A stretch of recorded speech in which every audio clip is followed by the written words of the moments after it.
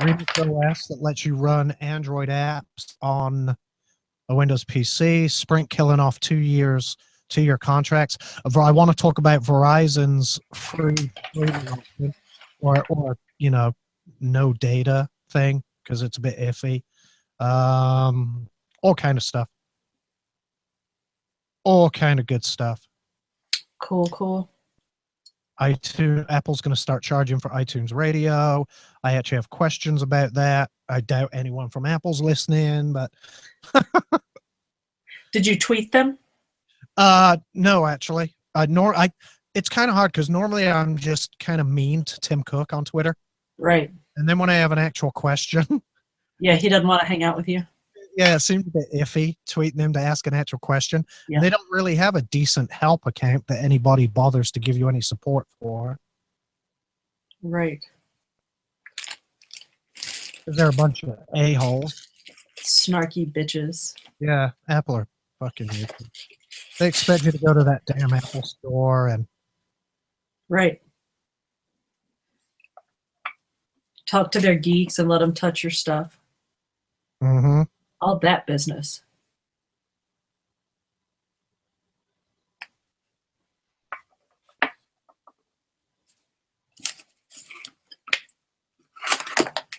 Oh, 7 seconds. Oh. There we go. And we will go live in 3 and 2. 1. Oh. All right, there we go. Press the wrong button. Brilliant. Tech Talk. We need to name this something else because obviously I don't understand this damn technology over here. Got this store using the same computer right now to run the radio station. I should go back. Scott has spent the last 2 days redoing the entire station, rewiring all the equipment, getting things a bit more organized, hooking up the Mac Mini that we're going to start running the actual radio station on. For right now, we're still using this laptop over here, which, oh God, if I thought about it, I would have fired up my little close-up camera. It controls all our playlists and what's coming up, things like that. Still using this. Haven't even figured this thing out yet, and we're moving to a new one. What do you think of that, Danielle? I think it's a great plan. Yeah, got to keep you on your toes. Yeah, it will definitely keep me on my toes.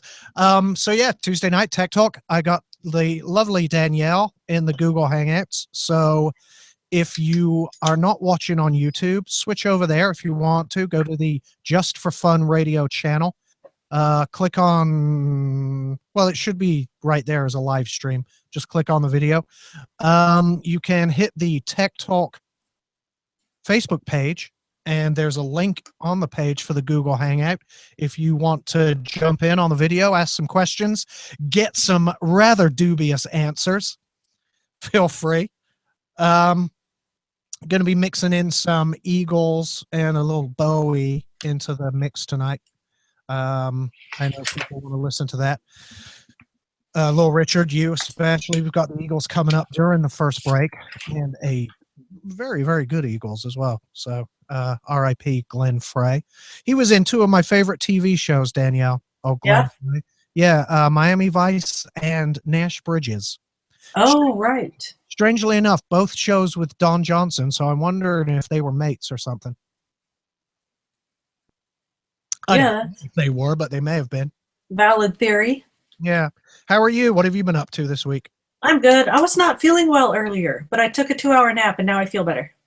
Oh, that's good. Slammed some vitamin C and some ibuprofen. Yeah, good for you. And look, showing up. Showing up for the show on time. I'm here.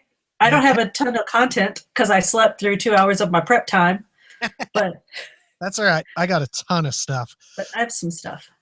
So the SHOT Show started today in Las Vegas.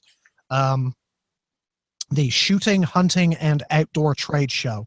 Now, it's a convention for the gun industry, effectively.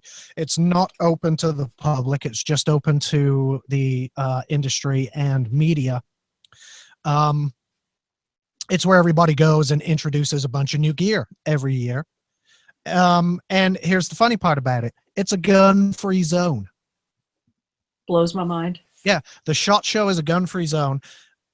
Every advocate in the gun industry that I know of rails against gun-free zones because they're always targeted.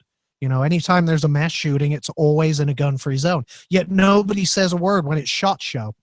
And there are a ton of guns there, right? The I think it takes up like 16 acres or something ridiculous like that. And the entire show floor is guns, but they have to have the firing pin removed and they have to have been inspected before they can come onto the show floor. There's no concealed carry allowed, or open carry for that matter. So you're effectively looking at the probably the most guns in one place other than the military. None of them are functional. And I just think it would be pretty crazy if that gun-free zone got targeted by somebody. Don't even say that. Well, I know I don't want to see it happen, obviously, but imagine if it did. The world's largest gun trade show gets attacked by terrorists and nobody there has a functional freaking gun. I don't get it. I don't know why all these people that bitch about gun-free zones they never bitch about the SHOT Show being a gun-free zone. It makes no sense to me. Anyway, I thought it was funny. Little irony right there. And speaking of SHOT Show, again, a lot of people introduce stuff there. Glock, my favorite company, introduced a couple of new pistols there today. Not really new there. It's just a variation of existing ones, the Glock 17 and the Glock 19, which is what I carry. I carry a lovely Glock 19. What they've done, and for everybody on the video, what they have done is created their MOS version of the Glock 19, which has the top of the slide milled out to take a red dot sight, or like a Trigicon RMR, which is a holographic red dot, effectively. People have been doing this to their guns for a long time. They've been customizing them, getting them milled out, you know, personally for themselves, slapping red dots on there and going. And Glock at the SHOT Show last year introduced two new models, the 41 and possibly the 40. I don't remember. One was a full size 10 millimeter with the mill out for a red dot, and one was a full size 45 caliber, 45 ACP, not Gap. I think ACP, and it was milled out. So this year they followed it up with their two most popular guns, the 17 and the 19. So now you can buy one direct from the factory that you can slap a red dot on, and you're squared away, good to go, as they say. Gonna buy one of those, Dan? Maybe. Maybe. Kimber. You ever heard of Kimber? Yes. Kimber. How can I describe Kimber?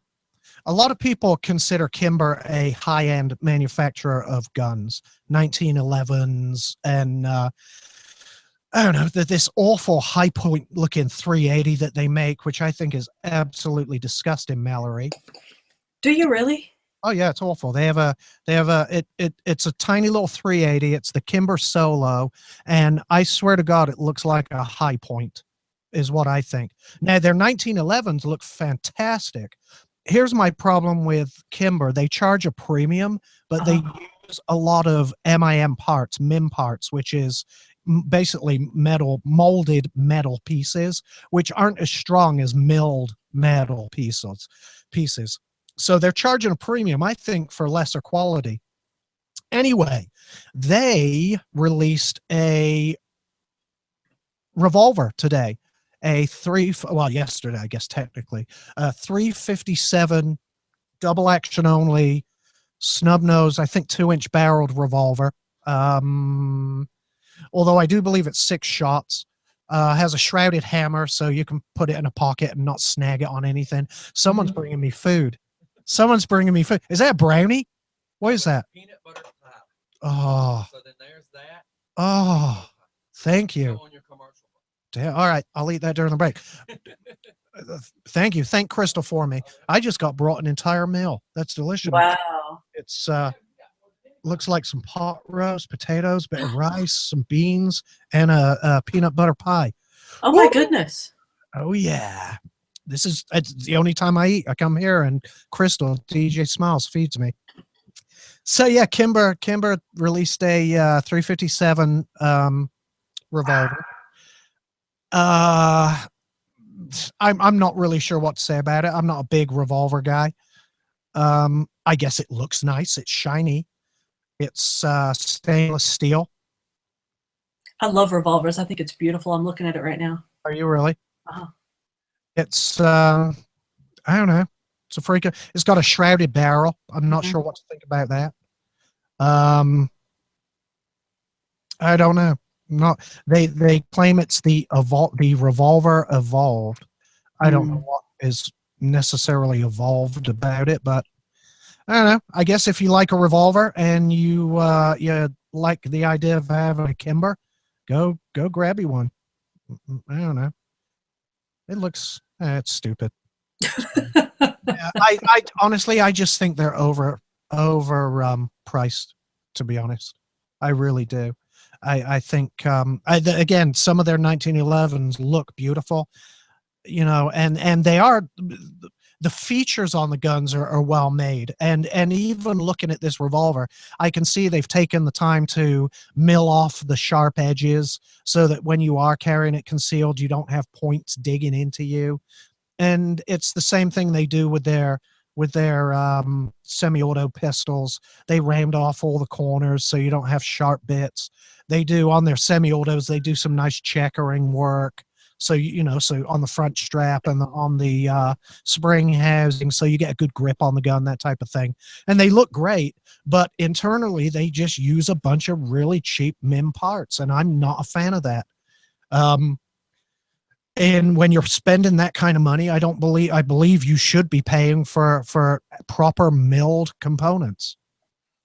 Maybe that's just me. Maybe I'm just picky. No, that's a valid. You are picky, but that's a valid point. Yeah. And you are very opinionated, but I think that's a valid opinion. Yeah, I mean, I can't call it junk. It looks like a great gun, but I really want to get inside of one and see what they've done on the inside. I want to take a look at the main springs and, see how what the sear and the sear release are made of, and how they're constructed. Well, are they milled, or are they metal molded parts? Right. That is going to be key to reliability and longevity. So we'll see. In the meantime, I will stick with my Glocks, which are really cheap and use stamped metal internals. So I shouldn't knock Kimber, I guess. But again, I'm not paying Kimber prices for a Glock. Right. I'm paying for a polymer gun with stamped metal innards, and I'm happy with it. I polish them up, smooth off the edges with a whetstone, get them really slick myself. That's my job, not the factory. So there's Glock, there's Kimber. I didn't see a great deal of news come out today. I know Smith & Wesson released one of their it was the Smith & Wesson Shield from their custom factory, whatever the hell they call that. It's basically an upgraded Smith & Wesson Shield with fiber optic sights. It has a ported barrel, which brings down your recoil impulse, things like that. I saw Yeager shoot it on YouTube, James Yeager, and he said that the trigger's a bit crisper than the it's the Smith & Wesson Performance Center, by the way, and the trigger's a bit crisper than the non-performance center Shield. He liked it. He's got one. He's going to put it through its paces and report back. I mention it because it's one of the most popular carry guns on the market today, the Smith & Wesson Shield, and the Performance Center version, I believe, is only $50 or $60 more than the standard version. And for a Performance Center gun, that is a really good price. So if you're looking for a nice compact 9mm 7/8 shot compact pistol for concealed carry, take a look at that. Speaking of Smith & Wesson and the M&Ps, people customize their guns, right? I do. I do certain custom work to my gun to make it function. It makes it better for me. Okay. I shoot it better. My shots are on target more, and makes it safer and better for me to shoot. People do this also. I do that to Glocks. People also do this to Smith & Wessons, M&Ps. On the Glock side, there are companies that have grown from this. Zev Technologies for example, are one example of a company that take Glocks, customize them, and resell them. And Glock don't have a problem with it. However, people have started to do that with Smith & Wesson M&P series. And apparently Smith & Wesson got a bit pissed off about it because their CEO sent a cease and desist letter to all these manufacturers telling them you can't do this. Well, obviously the internet blew up. Twitter went crazy. And the very next day, actually it was one of their lawyers and marketing guys that did it. The very next day, the CEO comes out with a statement saying, "Oh no, you can do it. We're fine with it." Backtracking because it caused a hell of a stink. There's what is that? What do they call that? It's an example of the something not scratching the what's it. What's that phrase? We don't know. I don't Wait, know. what are you talking about? I'm trying to think of the phrase where the head doesn't know what the foot's doing. Like the left hand doesn't know what the right hand is doing? That'll work. That's close enough. That's pretty much what I don't know what's not scratching the witchamajiggy. I don't know that one. Yeah, the what's it scratching the thingy. Yeah. What? So anyway, so now any company out there that's customizing Smith & Wesson M&Ps, such as Zev Technologies, they do M&Ps also. Continue what you're doing. You've got the okay from Smith & Wesson. I haven't purchased a Smith & Wesson since the 1990s when Bill Clinton was in office. I don't know if you remember, but part of at the time the Brady bill was going through, the government were on a real hellbent to sue the gun industry. Do you remember that? Yes. And one of the companies that made a deal with the devil was Smith & Wesson. They made a deal with the government to provide them guns and at a discount and for law enforcement and things like that in return for some protection from liability. They were the only company to do it. Every other company said, screw you to the government.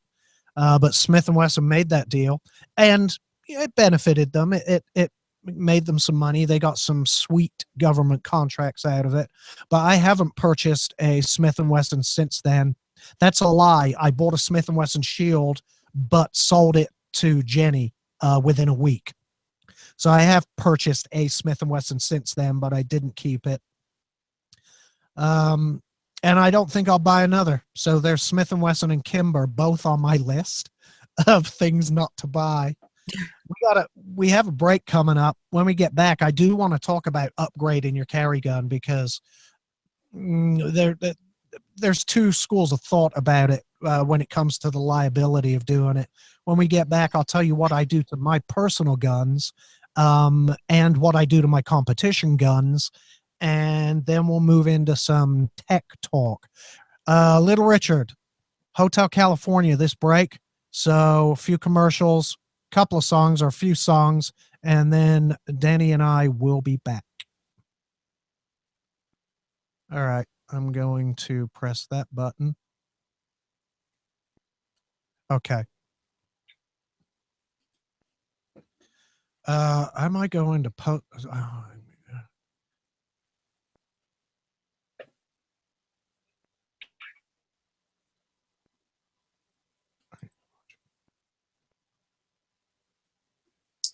Trying to figure out this decision from the Texas Attorney General about DraftKings and FanDuel, the whole fantasy football betting thing. What did he say? That it is illegal in Texas. But like he can't actually rule against it. He can just make a statement, I believe. Mm-hmm. And he said something to the effect of the question sort of at the center of it is whether the win or loss is determined solely or partially by chance. So I don't know. There's a but here. Oh, food. I forgot I had this, and it was sitting right in front of me. Food. Yeah, that's effectively what they were saying in California, in New York. New York. Yep. Yeah. And the gambling sites are saying it's not chance because you have to pick your own team. Mm-hmm. And the attorney generals are trying to say, yes, it is luck. And I have to say, I don't believe it is luck because, again, you have to know enough about football to pick your team, right? I don't know. Theoretically, yes. Well, and they also accelerate the season somehow, so that, to make it more interesting, so that it's not really just like it doesn't just pass like a regular football season, which was another issue, which I don't really get. Like I said, I didn't read I was just now trying to. Yeah, I'm not sure how they would do that because my understanding was it's based on like the weekly wins and losses of the real teams. Right. No, it's the performance of the players. Is it? Yes, that's how fantasy works, is you draft your team of players that don't play together. Which is still based on the performance of the actual teams, though. It's the performance of the players. But it's not the team. So it's not like if the Giants win, then all the Giants players do well, because your player from the Giants might have been benched, he might have gotten hurt, he might or might not have done well. Okay. Let me rephrase it. It's based on their actual performance in a game that right. Yeah. Right. So how they're able to accelerate a season seems a little bit shady.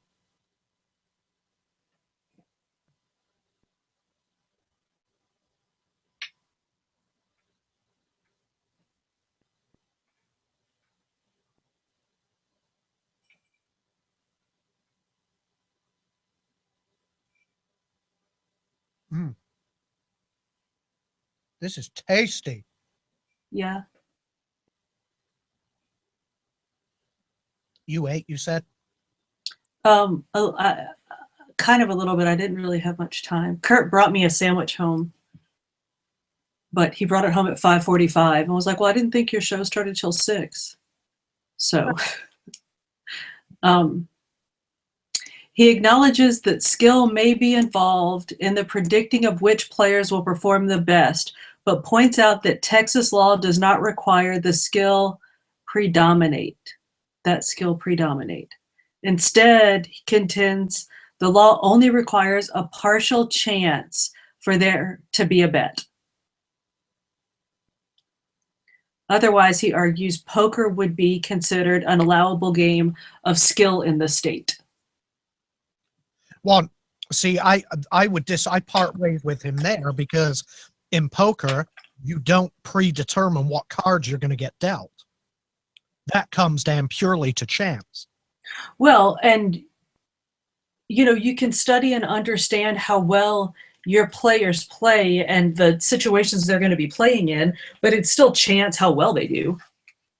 You can have a good player play like crap or get hurt or something, and that's just chance. Yeah. So, you have a better, not to use the word chance again, but there's a better chance that you're going to do well if you know a lot about your players in the game, but there's still that element of chance. Yeah. Yeah, I think it's different to poker because, like I say, in poker, you don't decide what cards you get, whereas in fantasy football, you're going to decide what you do. Choose your own players, correct? Yes. Okay.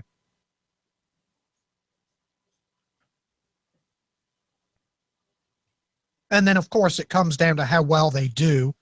Right. Week, which I suppose is the chance part. And against the person that you play against. Like Kurt has played. I thought everybody played against everybody. I don't know. Maybe you're right. I have no idea. I know in regular fantasy football, you're matched up against somebody else. But yeah, I mean, maybe they just rank them all. I don't know. I mean, I know nothing about football, so Right. I couldn't even tell you a football player. Well, John Elway, I know him. Right. So Yeah. So there's that. There's FanDuel. There is the New York Public Wi-Fi hubs went live today. Remember that? The Wi-Fi? Do what? The free Wi-Fi? Yes. I like that. Well, they're converting all the places where there used to be payphones. Payphones, yeah. Well, I think they're ripping down the payphone booths. They're not like changing the booths into the Wi-Fi things, but yes. So the first of them went live today. It's a we'll talk about it on the air. All right. So I have that. Have you been reading about Netflix and they're talking about banning VPN? People Netflixing on VPNs? Yeah, so that they can access American content in other countries. Yes. Mm-hmm. Yeah, it doesn't surprise me that I don't know how they're going to block it, though. Right. Or how hard they're going to try to. Sure. But I mean, that's the beauty of going through a proxy. Right. You know, it's impossible, really impossible to trace. Right. So I think it's, I think it's a couple of things. I think it's a way to get people's attention, like stop doing that, you're breaking the rules. And it's a way for Netflix to make the argument to the content providers to provide them worldwide licensing. Like everybody wants to see it. They're stealing it now. Yep. Give us the licensing and let us, let us charge accordingly. Could be. There's going to be a Netflix rate hike coming up. Yeah, now they say my price is guaranteed through June of this year. So I guess mine will go up after that. Yep. Do they know how much? It's saying $10. Like it will be $10, not go up $10. It'll go up to what, like we were grandfathered in because we were already customers. Yeah. And they say that it'll go up to the $10. And then if you don't want to pay the $10, then you can just get a shittier service and not have HD or something. Excuse me, I may do that because I don't have mine set to HD anyway. We discussed this, you remember? Right. Yep. To save bandwidth. I have mine set to the lowest quality because Comcast monitor my bandwidth. Right. I thought about that, and I wonder if they're actually gonna. Steven, hold on. Steven just sent me a message. It says, "Stop eating on the radio, you fat sack of shit."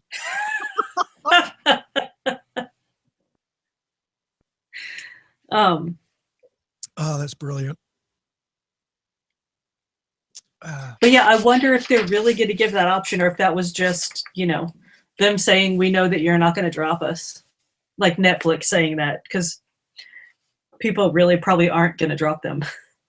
No, I mean I can live with $10 $10 a month. Well, yeah. I just canceled Hulu because I just was not watching it. So I canceled Hulu and pardon me. So now I guess I'm still ahead of the game. So right. I don't know. That means no Towie for you. Yeah, I looked at I went onto Hulu and looked at my history, and the last time I watched a video was 2 months ago. So it's kind of pointless me having it. Right.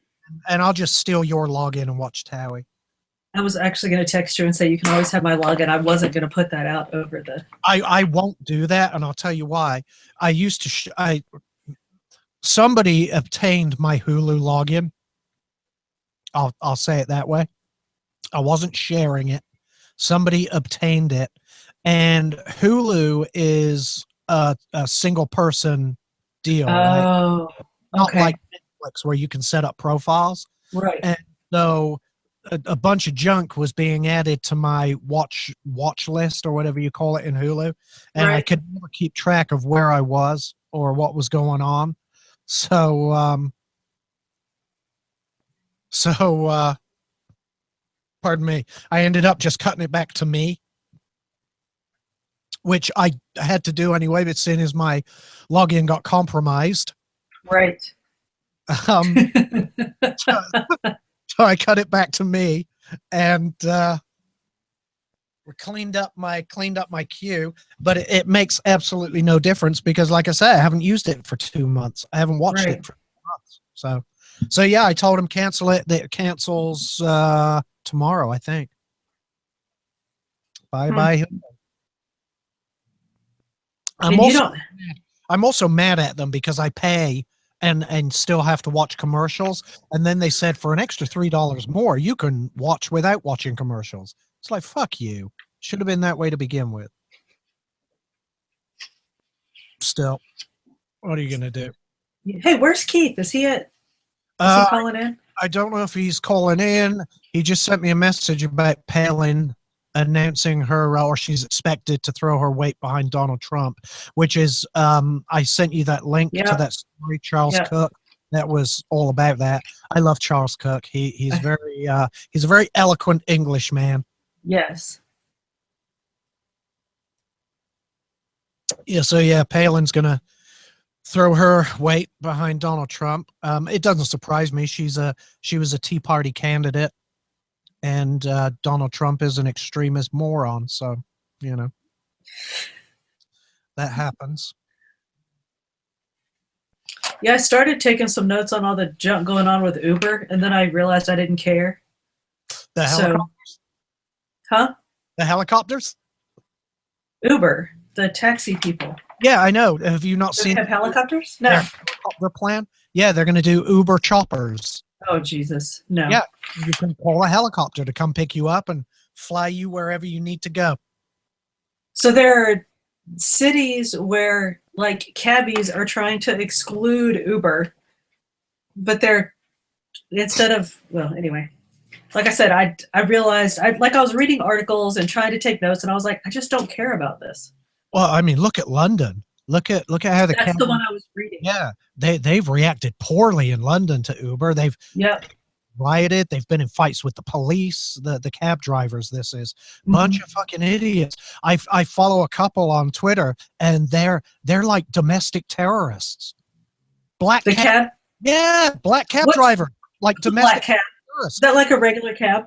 Yeah, they're just cab drivers in Okay. London, and all they do is bitch about Muslims and helping out the foreigners. And now they're demanding an English language test for Uber drivers before you can drive Uber. Oh, it's crazy stuff. It's the kind of junk that Donald Trump would get right behind. Yeah. Well, and then there was stuff going on in California where I think we talked about this. The Uber drivers were trying to get like employee rights, Right. then get a job. But I don't want to get Steven riled up. But yeah, so Yeah, that bullshit in California for the employee Uber rights bullshit. Fuck you. I can't get behind. I can't. I think they're a bunch of whiny little bastards. And if you want to unionize, go be an actual cab driver. right.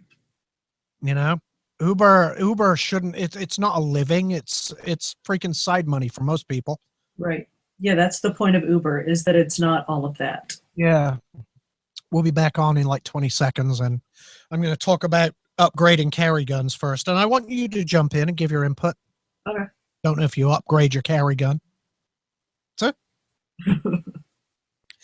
all right, we're back. That was a extended break. And I have to say thank you, DJ Smiles, for my dinner. It was delicious.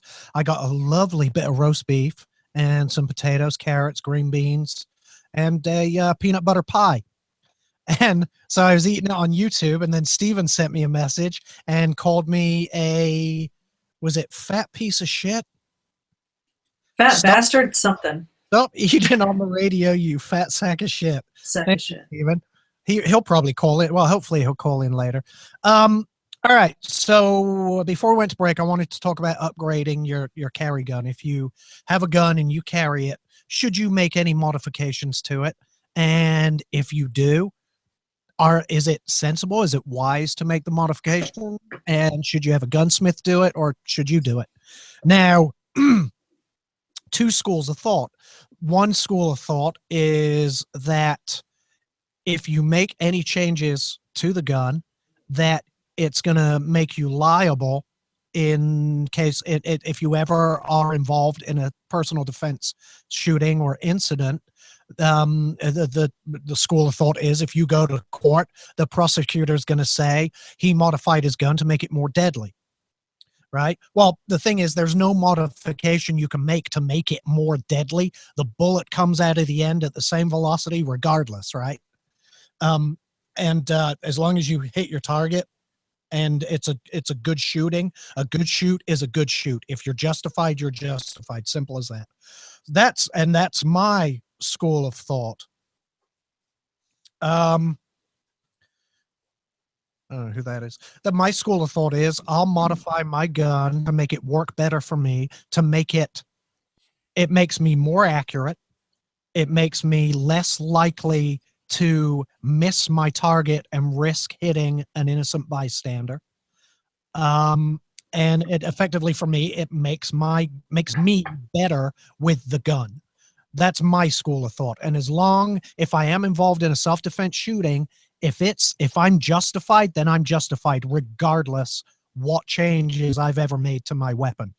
And I've actually never seen the court case that was decided upon, changes to your carry gun or any modifications, except where your modifications disable safety features. Now, let me get this out. I guess I'll clear it. Now, the changes I make, if you're watching on camera, I undercut the trigger guard here so that I can get a higher grip on the pistol, which brings the bore axis lower in my hand, makes the gun more controllable. It makes the recoil easier to manage. I have a laser inside. I replace the guide rod with a laser. I rarely use the laser, even when I'm training, but it's there should I need it. I put night sights on the pistol. Obviously, just in case it's nighttime and I can't see. But I also carry a flashlight. Your number one source of light is a flashlight, so always carry one of those. And I do some modifications internally. I replace the connector from a 5.5 pound to a 4.5 pound connector, which lightens up the trigger actually by about 0.5 pound. But it gives me a crisper trigger break, so I can feel where the break. I know exactly where that trigger is going to break with this setup, which again makes it a safer firearm. I know exactly when the shot's going to break, and I can back off if I need to. So the modifications I make, I could go to court and justify every single one of them. I could explain why I make each and every modification and why it makes the gun safer. And as long as it's a justified action, as long as what I do is justifiable, I don't ever see there being a problem, but who knows? What do you think about that, Danielle? Anything? Which part? I mean, I agree. My dad actually did the modifications on guns that I have used in the past. So since he passed away, I haven't had any guns modified or like personalized for me, but I agree with everything that you said, that unless you're making the gun less safe, then I don't think modifications would be an issue in a court case. Yeah, I lighten my trigger slightly, but it's still not as light as other carry guns I have out of the box. My 1911, I believe, is tuned at between 2.5 and 3 pounds.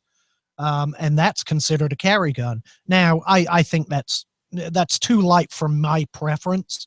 But I'm sure it's fine for a lot of people. Thousands of people carry 1911s and do quite well with them.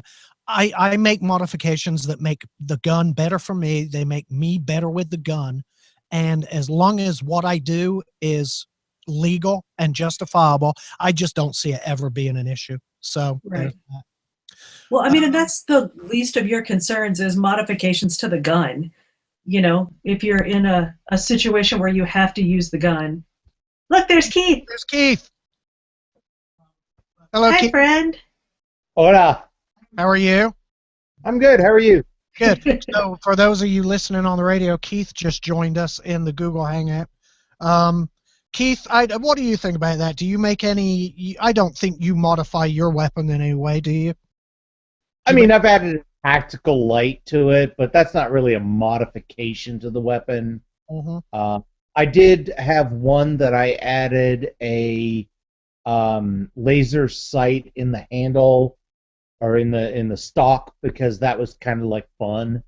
But really, that was more just for fun than for anything else. But I think the only modification that I can see that the courts might have a problem with is any modification that would turn your semi-automatic weapon into something that is at least similar to an automatic weapon. Oh yeah, yeah, they would have a major problem with that. And yeah, there are some drop-in triggers, complete replacements that drop in for Glocks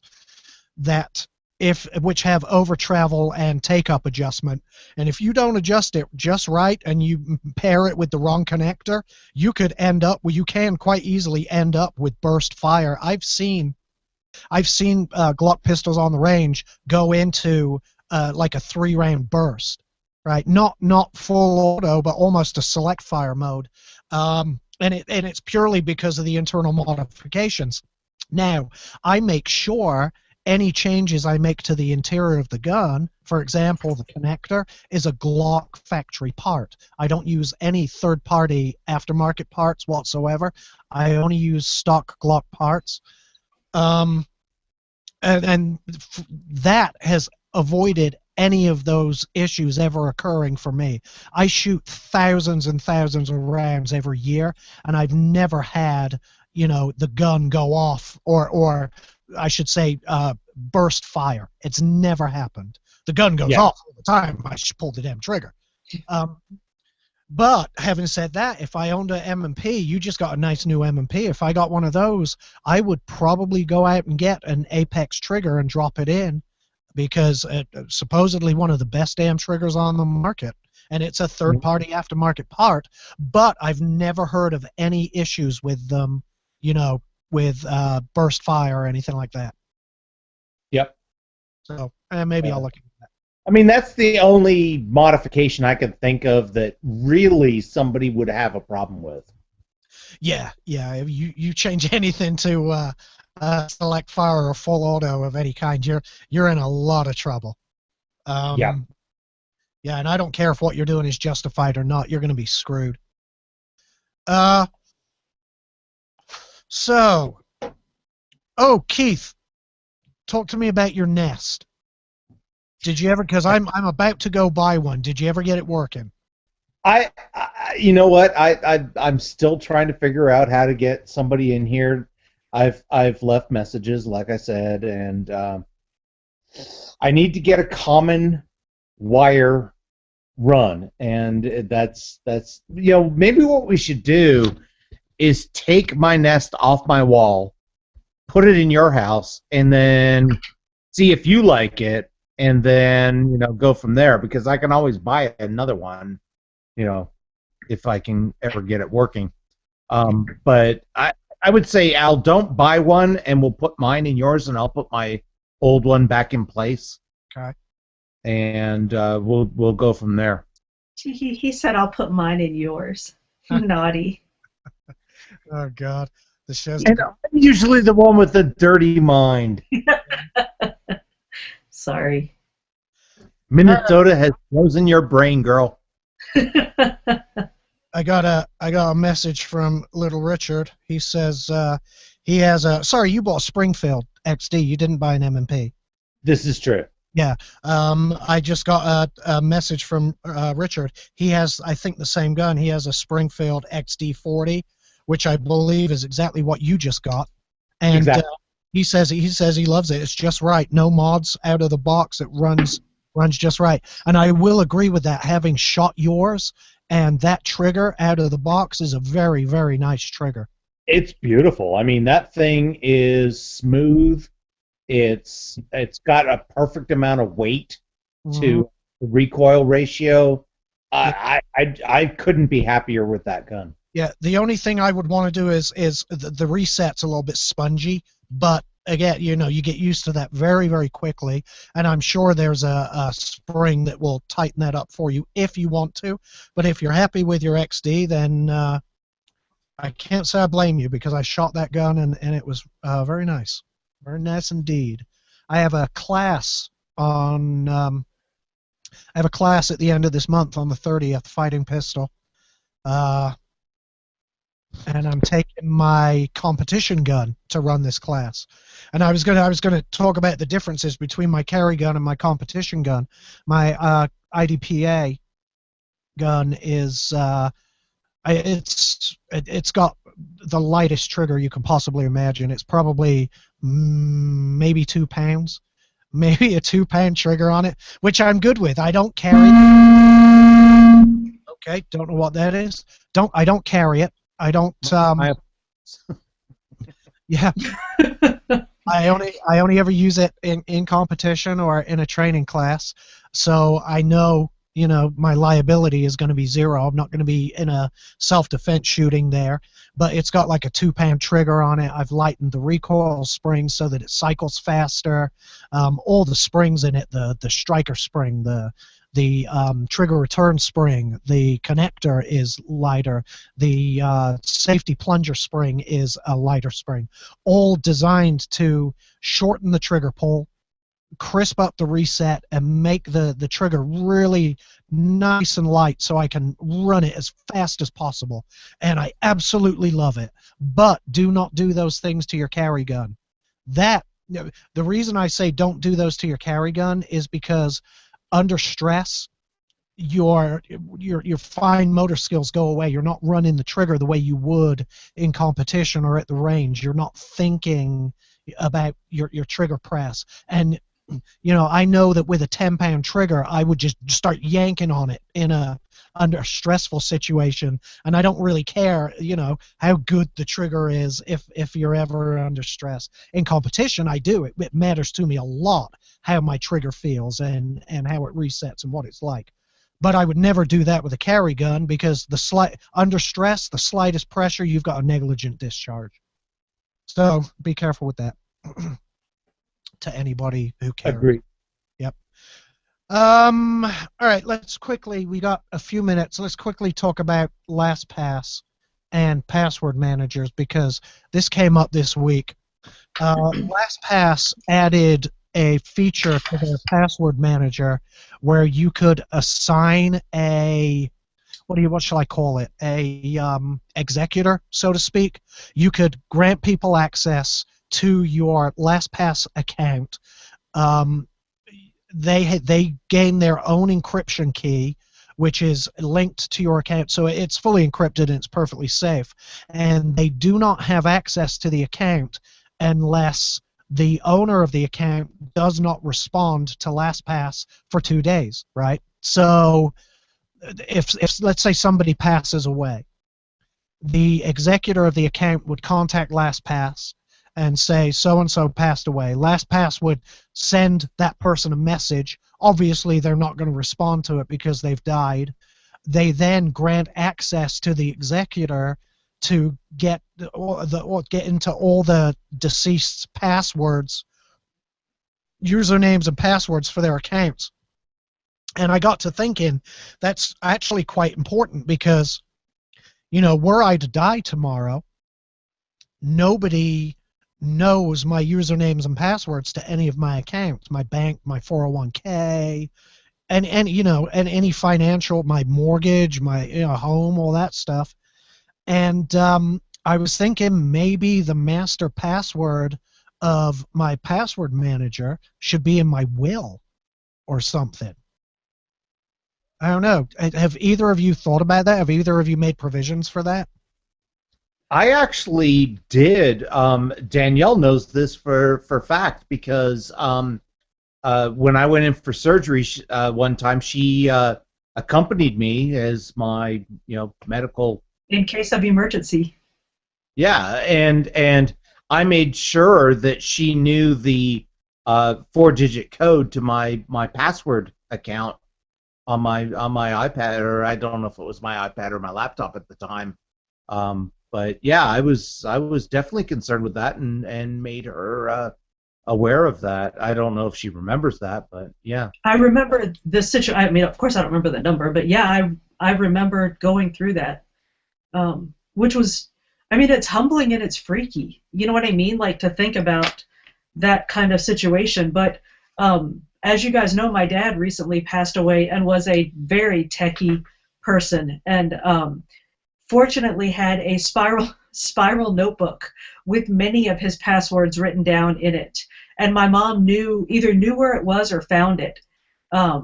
So we were able to discern a lot of the passwords from that. And she knew who his financial who of course their financial guys were. So she knew who to call and stuff. But I mean, there was some code breaking that we had to do to figure it out. That, I mean, in a time that we just mentally and emotionally were just not really at our best. So yeah, I mean, this would definitely be a really useful thing to have had. Yeah, and Danielle, we went through that with our friend as well that had passed away, and we had to yes, yeah, we did. Work, yep. In restoring his accounts and stuff so that his wife could get into it. Yep, I forgot about that. And I also did the same thing with my uncle when he passed. My aunt, needed access to a lot of things, so it was now fortunately, well, I say fortunately, he had the wherewithal to lay out a lot of the passwords because he was terminally cancer, so he knew he was passing, so he had laid out a lot of the stuff, but she didn't really know how to use the software to gain access into that stuff. So right, yeah, dynamic. All right. We're coming up on a break. We will pick this up in a few minutes. Yeah, a few commercials, couple of songs. We'll be back.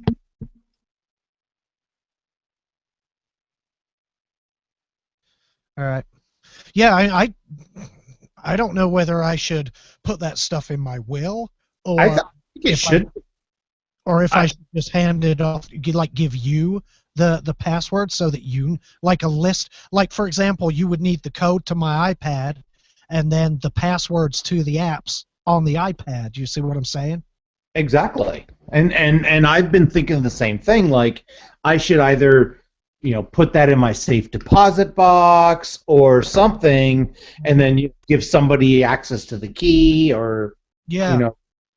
But it just got me really thinking about that. Nowadays, it almost makes me think you don't need a will, you just need a way for these people to access your passwords. Well, I mean, you still need a will, but you still need a will because you may be able to gain access to a account, but you wouldn't be able to take control of that account unless you were the executor. True. So you're still going to need a will, or at the very least, a named executor. Yeah. I don't know. It just got me thinking about it. I thought it was interesting. I've been thinking about it a lot. Well, I mean, that's a bit morbid. I just got thinking about it a little bit. I mean, on several occasions, I shall say. Okay. Mostly when I get, because I just in August got a new job, so I had to go through the beneficiaries and all that, and it just made me think about all that. So Gotcha. Oh, for anybody watching the YouTube replay, the show goes out live on the radio, over the internet and whatnot. So we're on a commercial break right now for the people listening on the radio. So YouTube obviously keeps streaming and keeps playing. So we're just chatting amongst ourselves right now. yeah, we know. I know that. No, I obviously you're not watching the replay. We are the replay. So I have, for when we go back on, the 5th annual list from Splash Data of the top 25 bad passwords, which I'm not going to read them all. Okay. So we're not reading lists. We're not reading a list, no. But I think I've actually made the list interesting.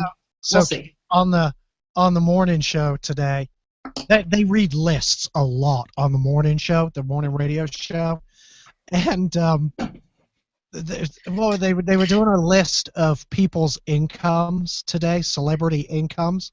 So being a sarcastic, facetious little prick that I am, I typed up a list of colors, just colors: blue, chartreuse, vermilion, sky blue, green, ocean green, right? And sent it, texted it to the station, and I swear to God, they sat there and read the list. They actually read the list. I was just being a smartass. They thought there was some kind of joke behind it. There obviously was. It was a joke, but yeah, they sat there and read it. I thought it was funny as hell. It was fantastic. That's almost like Rickroll or something. It was. It was like a list Rickroll.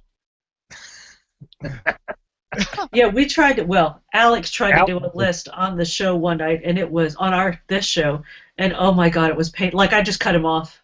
Yeah. Danielle was like, "Dude, shut the hell up." We got it. Yeah, we got to move on. It was horrible. It was like, I don't know, top apps or something of the year. I don't know what the fuck it was. It was horrid. It was the top apps of 2015, and I'm going to read that list again. No, well, not out loud on the show. You're not. Yeah, no, I'm not. Uh-huh. What I am going to do is run to the fridge real quick, talk amongst yourselves. Okay. Oh. Hey, put PETA on, Keith. I don't know where she is. Yeah, she's out hiding somewhere. The dogs were in here trying to get in my lap. I had to text Kurt to come get them. She's stalking something or another. She's actually gotten kind of... Don't say friendly. No. God. Oh. She puts up with the cats outside. Get Keith to turn his phone landscape so we all match. Turn your phone landscape so we all match. I guess you can hear him too. Is that better? That's what you heard that? Well, and I repeated it like I can hear you too. Because I like Psycho. You what? I like Portrait because I like being a psycho. Oh my. Pour him a black mixer. Become tolerant, I would say, of the outdoor cats that hang out in the deck. On your deck? Oh yeah. Some feral strays out on his deck. Yes, there are. And he feeds them, which is why they're all there. Yeah. And eventually we're going to find Keith's dead body eaten by feral outdoor cats. I'm sure that's going to happen. Yeah. That's, Which is why I need to make somebody aware of my passwords. Yes. Right? Absolutely.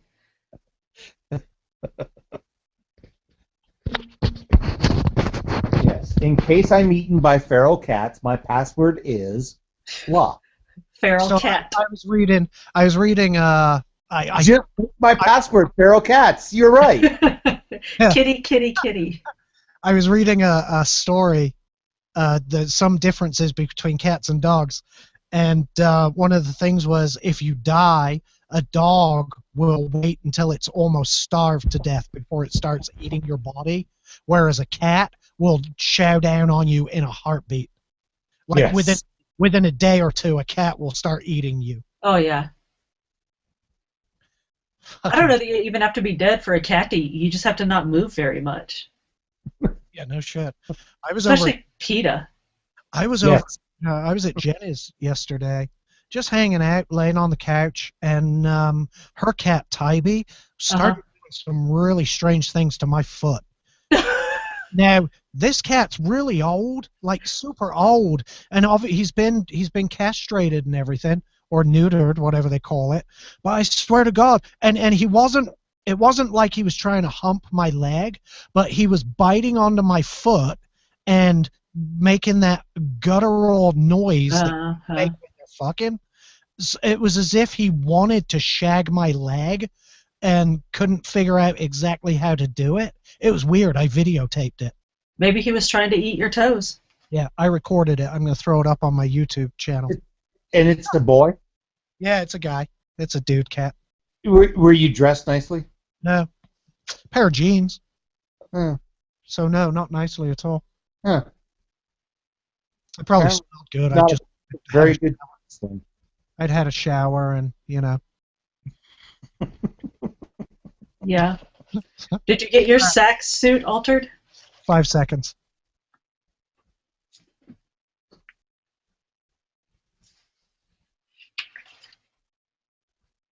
All right, we're back. So before the break, we were talking about LastPass and how they've added a executor type situation to their application. Now, here's the weird thing. Within a week of adding this feature to their application, there was a phishing scam came up. The LastPass users started to get emails, you know, oh, you need to update your password type of rubbish, and it was a phishing scam to try and extract usernames and passwords from either the account holder or the third parties, so that the phishing scammer could try to gain access to their accounts. Now, LastPass do have two-factor authentication, so there's another layer of protection there. But I mean, look how quickly that happens. The developer adds a feature which I think is a genius feature, because I didn't even think about it. About, you know, having an executor and giving them access, and within a week the scammers are jumping all over it and trying to take advantage of it. I can't believe them. So yeah, now I use now I've always used 1Password as my password manager. I don't believe they have a feature similar to this. I'm hoping they add one, but yeah, in the meantime, I'm gonna, I guess, do a little research and find out the best way to go. We were talking during the break, and Keith, I like I say, I wonder if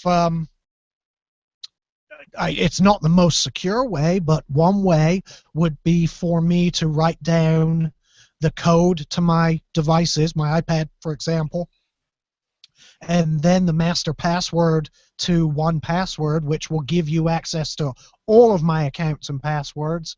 And you said you could throw it in your safety deposit box.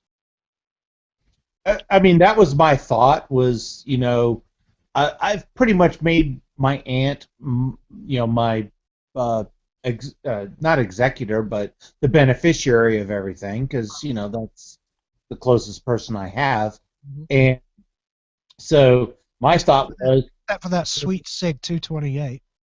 yes, except for the SIG 228. Yeah. She can't take that back to Canada, and she lives in Canada, so, you know, that is yours, buddy. There you go. They've said it officially. Now, if I wind up dead, it's because, you know, Alex wanted my SIG. I was just thinking that. Oh, God. But anyway, you know, I was just thinking, you know, I need to, but she, on the other hand, would not be the perfect person to give that password to, because she's not tech savvy. So I was thinking that even so, it would be like one of you two to give the password to, and Alex, given the proximity, you would probably be the likely choice, because if she needed help when she was down here, who would she call? Right. Well, also the person would have to have access to your devices as well. In order Exactly. in order to get to your list, your password manager, they have to be able to physically access your phone Yep. or Exactly. tablet, whichever it is. Because And that's my the phone one. would be up to date and paid for, and not like canceled or whatever. Who knows how long that might happen. Yep. Hang on, I'm replying to a message. Talk among yourselves real quick. And then what was it? Well, when Alex had to talk about natural processes taking place. Never Oh, mind. yeah. Yeah, that was an awkward conversation, Oh but my God. technology related, so we'll forego that. Yeah. But I mean, you bring up a point, Danielle, about you, me, and Alex going through the situation with a friend of ours who Uh-huh. had passed, and we had to, fortunately, his computer remembered his email, so we were Right. able to do a lot of things with his accounts to, to gain access to things that we normally would not have had access to. Right. The only reason was because we knew his password to his computer, which gave us access to his email, which gave us access to his accounts. Right. So Yeah, I mean, we knew nothing about anything, but we were just trying to help because he died so suddenly. It was just such a shock. yeah, So yeah. we were trying to help his widow. Well, I think we've realized that it's something we have to think about. Danielle, hell, shit, Danielle only just started. Are you still using 1Password, Danny? I am. Okay, good. And you're getting all of your information populated in there? Yep. Good. I Um, don't hate it anymore either. and I think they're critical. If you're doing usernames and passwords the correct way, a password manager is essential. So, yeah, make sure somebody knows how to gain access to it. I think it. Go I ahead. really do. I really do think it's important. Mm-hmm. Hey, you want to talk about the top 25 bad passwords of the year? Yeah, I read this guy. I know that 1, 2, 3, 4, 5, 6 is still right in there. Yes, there are a bunch of sequential number passwords. There are 7 of those. Do what? ABC 123. Yep, that one as well. And then Woo! 111, 111. Yeah. Do what? Password Yes, and and password with a 0. yep, and then QWERTY, and then Really? QWERTY, and then the rest of the letters across the top row. Of course it is. Yep. Here's one that's, I mean, almost witty, but not really. Down the first two, like diagonally down the first 2 rows on the keyboard. So 1QAZ, 2WSX. Almost witty, but not really. Mhm. So, Football and baseball are both on the list. I don't know why people do this. Well, I guess I understand why people do it. They want they think that that's a complicated password. It's one they'll remember. Right, but they think they'll also, it seems complicated and easy to remember, but it's also used so often that these password crackers try all these combinations first and foremost. Right. It's amazing. And then, yeah, I think we said welcome. So that's the list. The top 25 bad passwords of 2015. Well, the 5th annual list of bad passwords.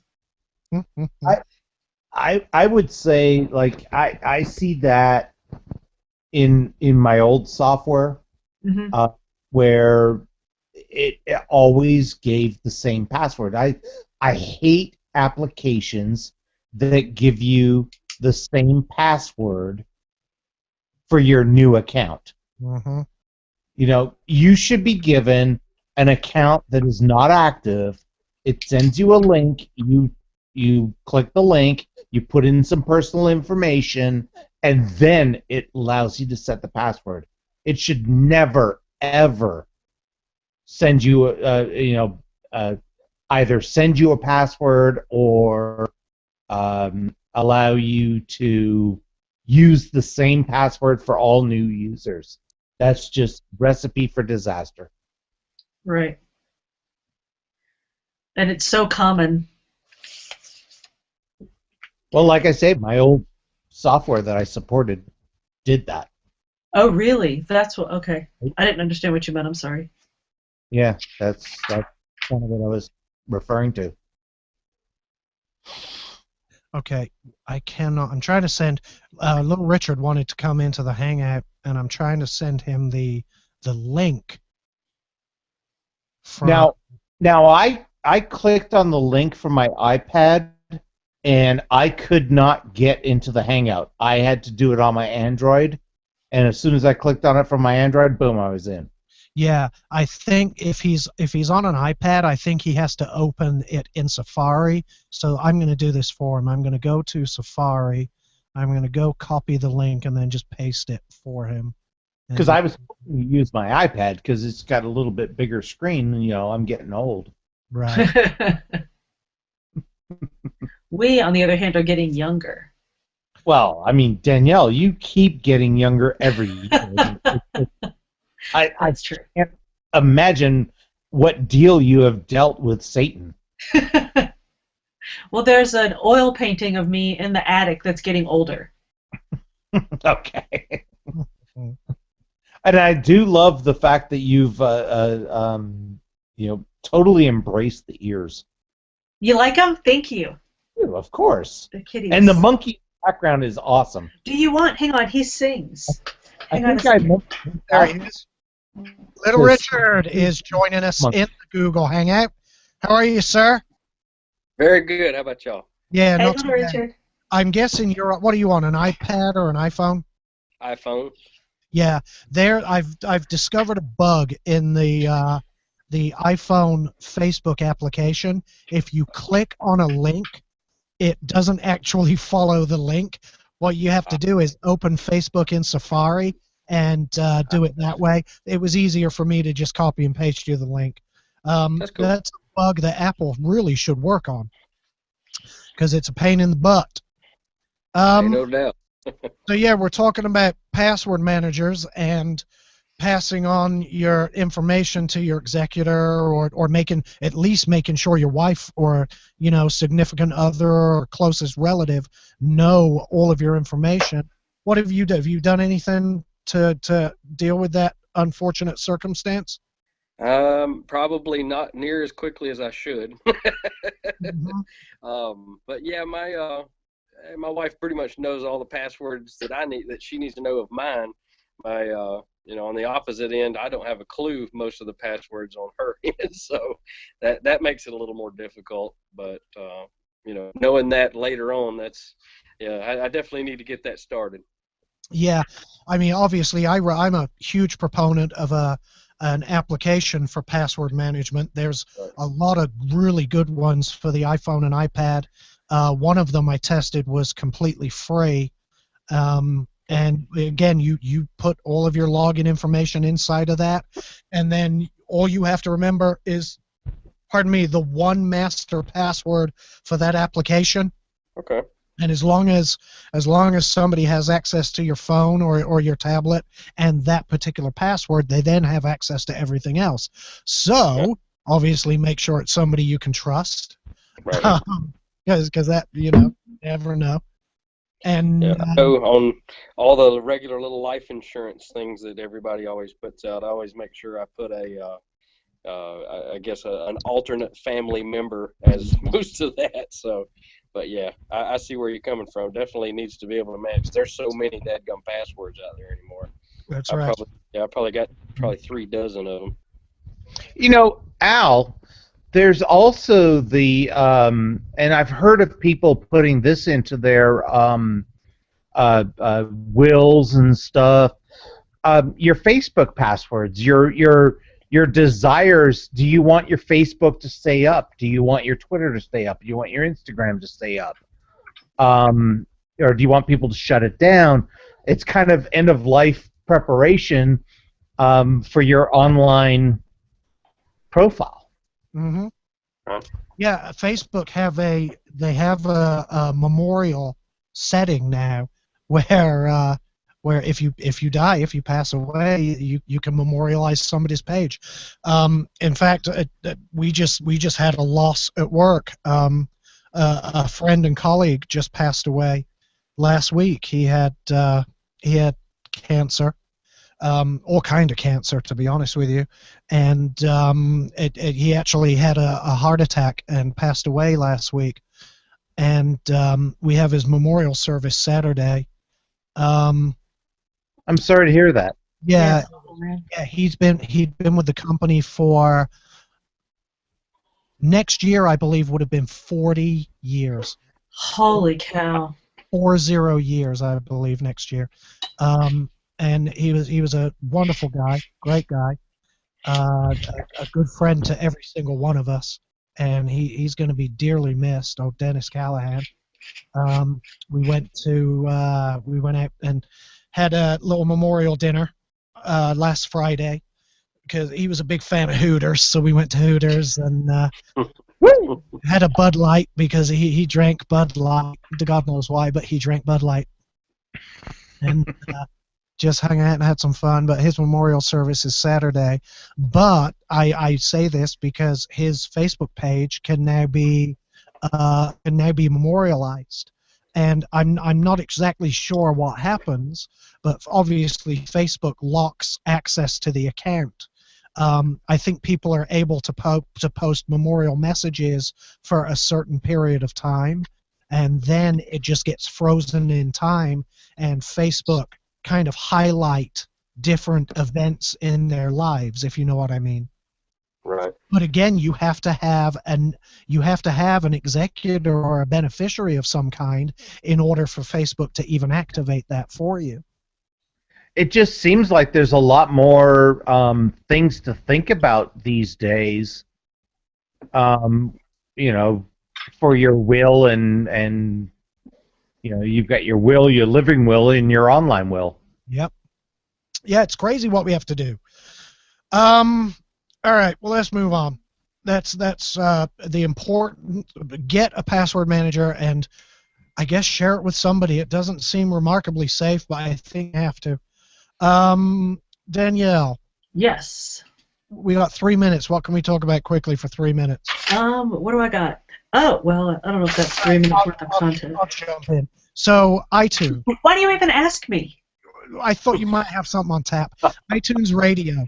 iTunes Radio launched in, I want to say, 2013, and it was a free ad-supported streaming service similar to Pandora.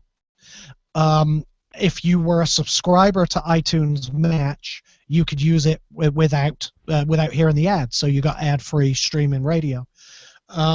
Again, you basically, if I chose, for example, David Bowie, it would play a David Bowie song and then jump into other things that it matched up and thought were similar to Bowie. So very similar to Pandora.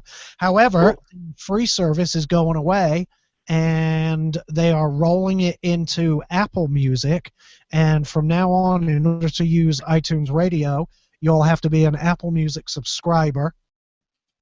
The only free streaming service Apple will now have will be Beats One Radio, which is their online radio station with DJs and stuff like that.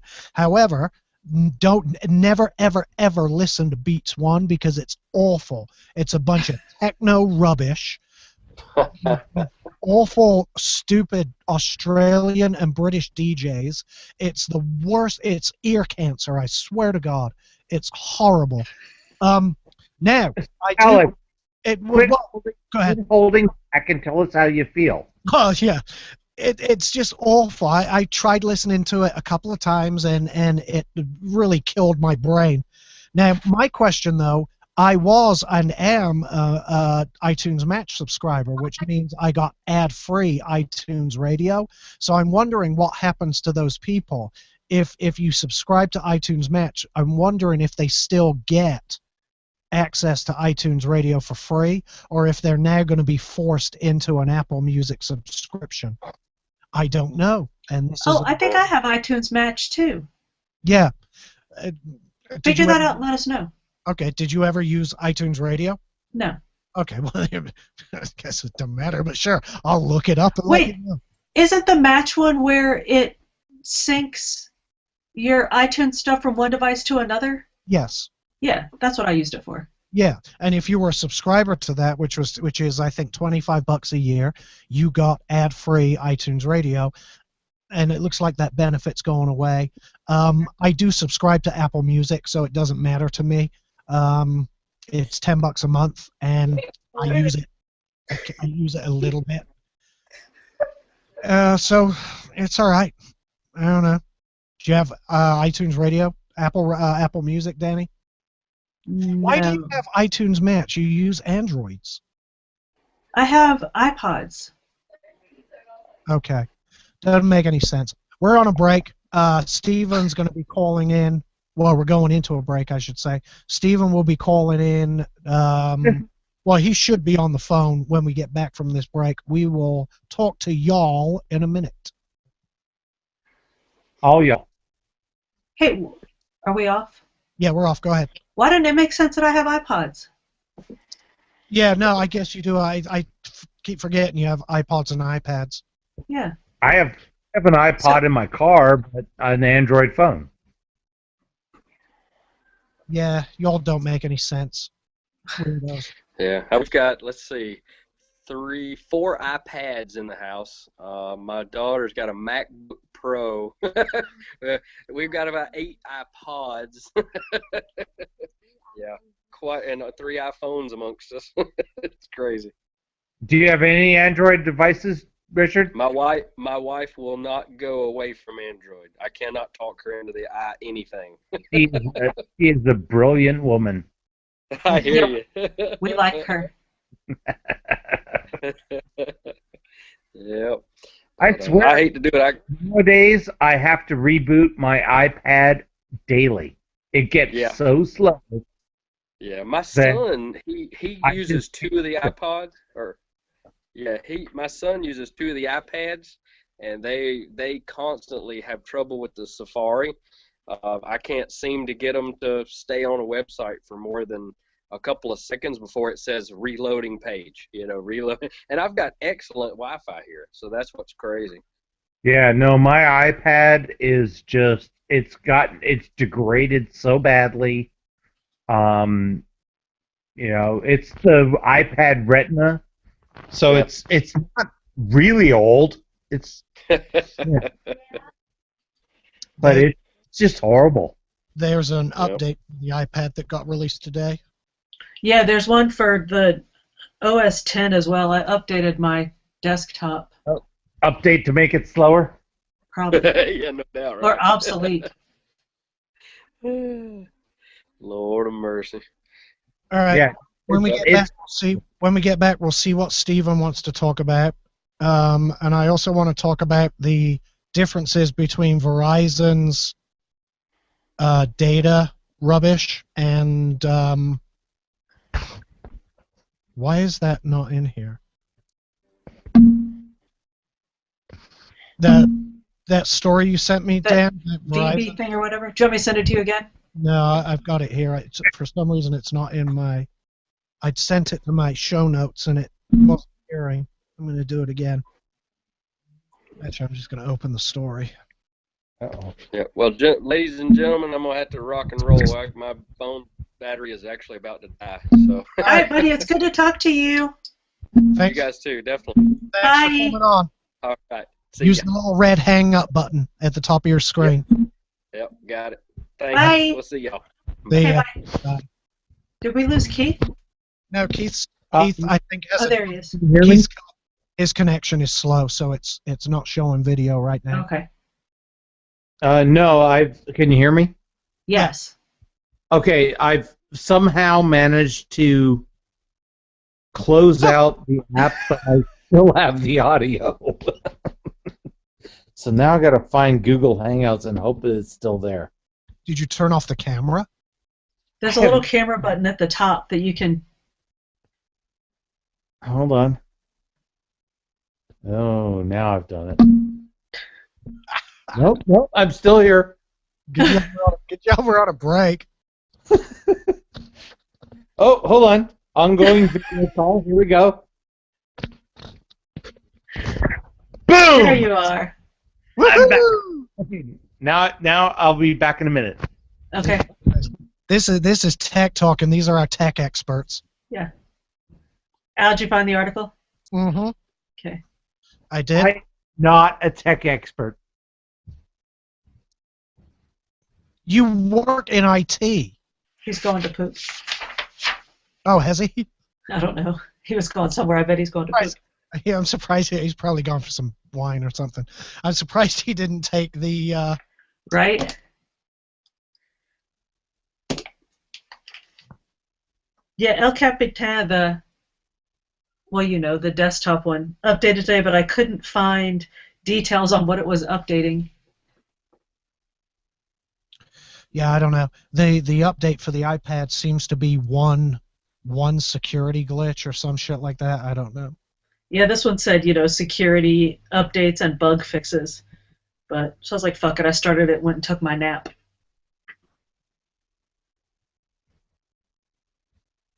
Do you know anything about WhatsApp app? The WhatsApp app? Yeah, I know. It's a chat application. They've gone fee free. It used to be $1. Yeah. It is now free. They said as of today, but I went to load it and it said it's free for a year and then it'll be 99 cents. So I don't know if the freeness just hasn't actually fully rolled out yet or what. I don't know. Yeah, I'm going to guess it hasn't rolled out yet because that's been their model all along, 99 cents. Free for a year and then 99 cents or just straight up 99 cents? Like you got to pay 99 cents to get it. I paid the 99 cents because it's $1. So right. I paid it, and I do have a paid WhatsApp subscription. It's a pretty neat platform. Let's talk about it when we go on there. Well, yeah, it's free now. I loaded it and I didn't see you on it. It lists like all your friends you can chat with, and it was all people I really didn't want to hang out with, so I deleted it. I don't even have it on my phone anymore. I don't. All right then. It's not even on my phone. But I do have a WhatsApp subscription, and also Kick Messenger, which is kind of the same thing. Well, no, wait, maybe it's Kick I paid for. Damn it! I'm going to download it now. Well, yeah, WhatsApp is now free, so. I swore I paid for it. Yeah, it was $1 or either. Yeah, it says $1. Fee is now gone. Now they got hacked in the not too distant past, I believe. WhatsApp did? Yeah. No. Hack? Nope. WhatsApp.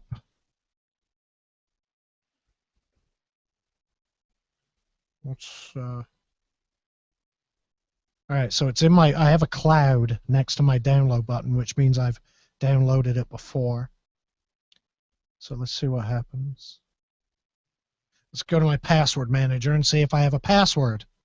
Good. My password manager is controlled by my thumbprint, so if I die, you're going to have to cut off my thumb and keep it with the phone. We ain't scared. Oh, yeah. Hell, I'll do that in a heartbeat. Oh, yeah. Shit. I'll do that if you're alive. I told somebody at work the other day, my end of life plans include you putting a bullet in my face as soon as I can't remember my own name. Mm-hmm.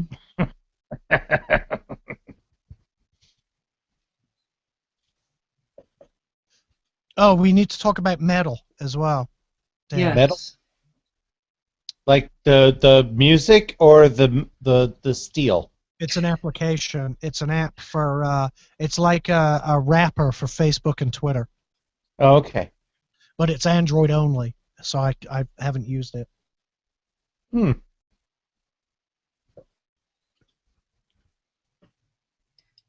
All right, we're going to be back after Bohemian Rhapsody. I see a little silhouette of a man. Scaramouche. Will you do the fandango? Thunderbolts and lightning, very, very frightening me. Galileo, Galileo, Galileo. Galileo, Galileo Figaro. Magnifico. Are we actually doing the words in the right order, or are we just randomly doing them? Hang on. It's close. Okay. I can't hear. I can't turn it up because YouTube will flag us for copyright violation. Not if we're singing it. I swear to God, you pay fees. You pay the whatever it is, ASCAP fees to broadcast, but YouTube will still flag you for copyright violations. But not if we're singing it. No, but he's saying if he turns it up to hear where the song is. Yeah. Okay, I got you. Yeah, no, we can sing it all day long, and they won't. Yeah, ain't nobody gonna give a damn. Don't know what happened to Keith, but his audio, it sounded like you Bad put things just happened.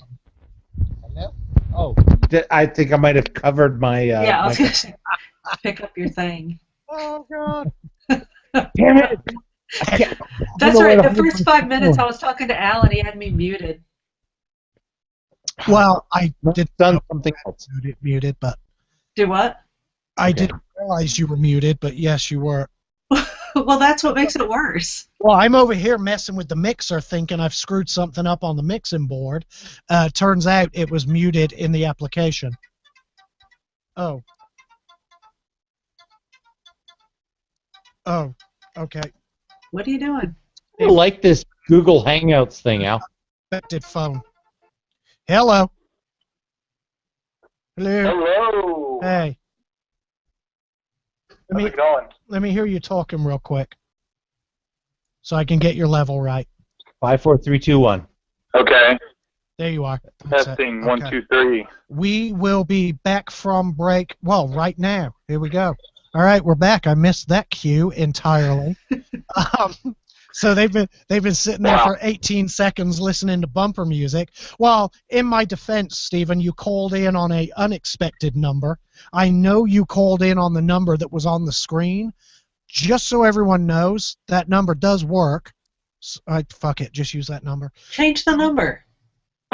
Yeah. So Stephen's on the phone. Smitty. Yes, Smitty. It is Smitty. And just to let you know, you're coming through very loud. Oh, me Like or everybody? It's like, yeah. Am I loud? Are we all loud? I'm I'm going to be loud. Am I loud? We're hot. I'm also Yeah, right up. you're very loud. Okay. Hopefully that just dialed me back. I A don't little know. bit, yeah. We'll see. Well, Go on. What's up, bro? anyway, we got a couple pressing issues to deal with on Tech Talk.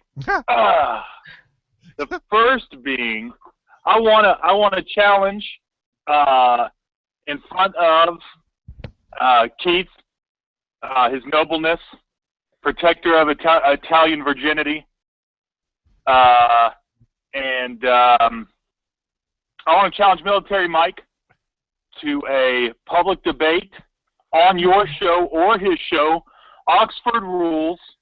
Anyone can moderate, and he can choose the topic. He besmirched my honor, He did. and I won't have it. He did besmirch your honor. All right. Hey, I'll put that to him, and I'd like for that to happen on Tech Talk because I think that'd be funny. But the chances of getting Mike in here to do that are slim to none. So you're probably going to have to either go on his show or call in. But yeah, I'll tell him he can pick the topic. That's fine. He can pick the topic, and Yeah. you guys can go at it. Battle to the death. So yeah, He's there you not, go. He's not going to know what Oxford rules are. Well, he can look them up. And the chances of him actually Easy preparing enough. a statement are going to be pretty slim as well. Or not yelling over the other person in the debate are just none. Yeah. Yeah, well, that's not on him. So he can accept, or he can turn the challenge down to his eternal shame. All right. You know, Well, the It's his choice. gauntlet has been thrown down. and we will see if Military Mike accepts. I don't know if he's listening. I doubt it. We'll put it to him tomorrow, and I'll see what happens. I'd like to hear that. Fantastic. That'd be interesting. All right. So Yeah. you said a couple of things. What's the other thing? The other thing is, I just want to bring up, I don't know if any of you watch, is Keith still with us? Yeah, he is. Yeah, I'm still here. Okay. I don't know if, okay, awesome. And Danny as well. Yeah, I don't know if any of you watched the last Democratic debate, but things got turned up to 11 on the Bernie Sanders side when he took what I would consider to be a direct shot at Hillary Clinton with the "I don't make $600,000 off of Goldman Sachs" speech.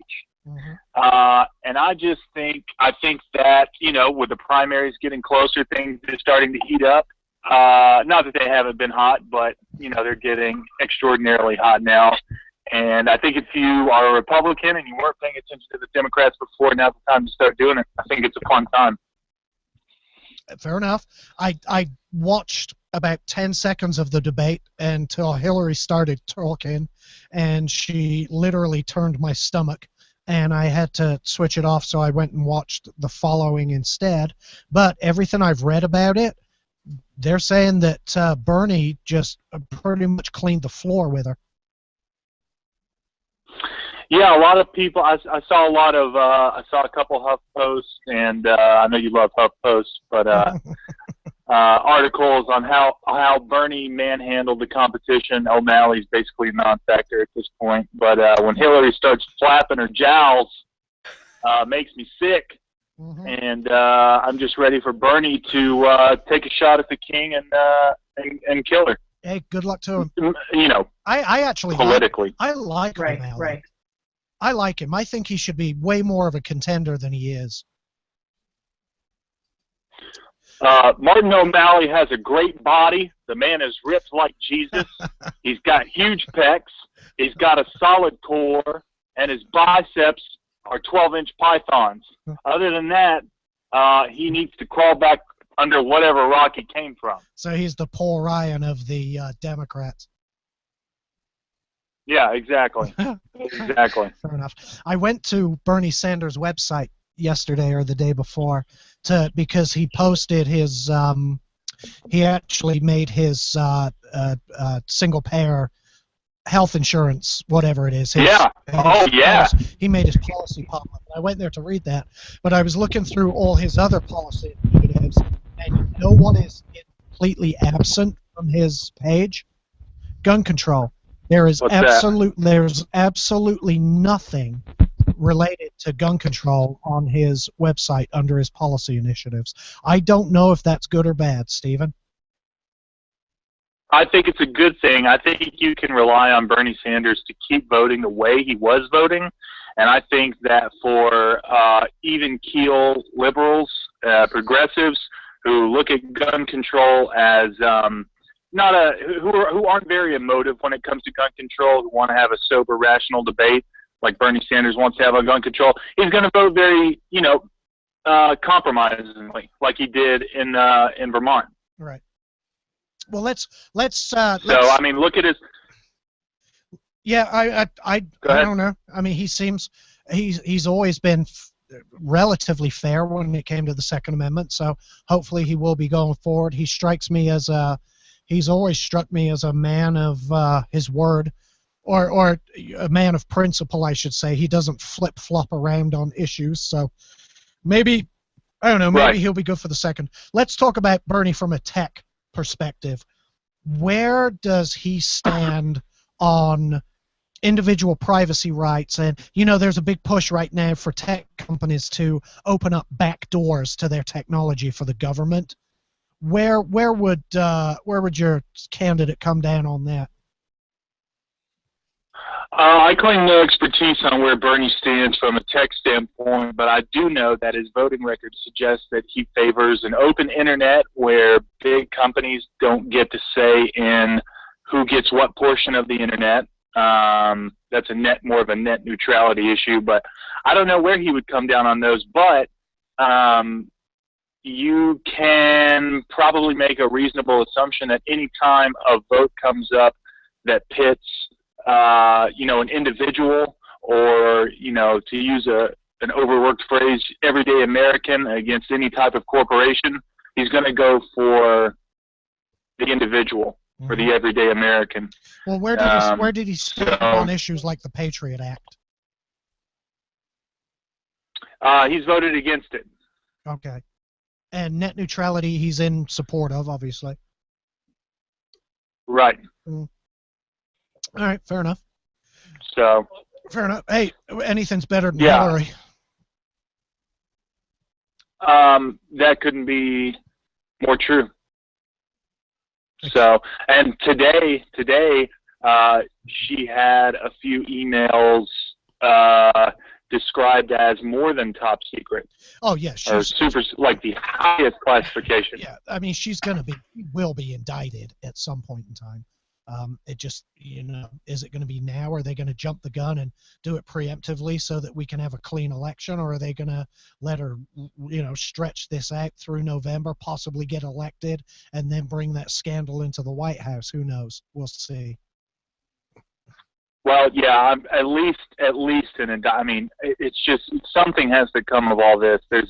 People have been prosecuted on much less, so something's got to be done about that. Yeah. Well, I can't believe that people are I can't believe Democrats are seriously considering sending an impeached misogynist and his criminal enabler, who's under investigation by the FBI, to the White House. But what the hell? That's Democrats for you.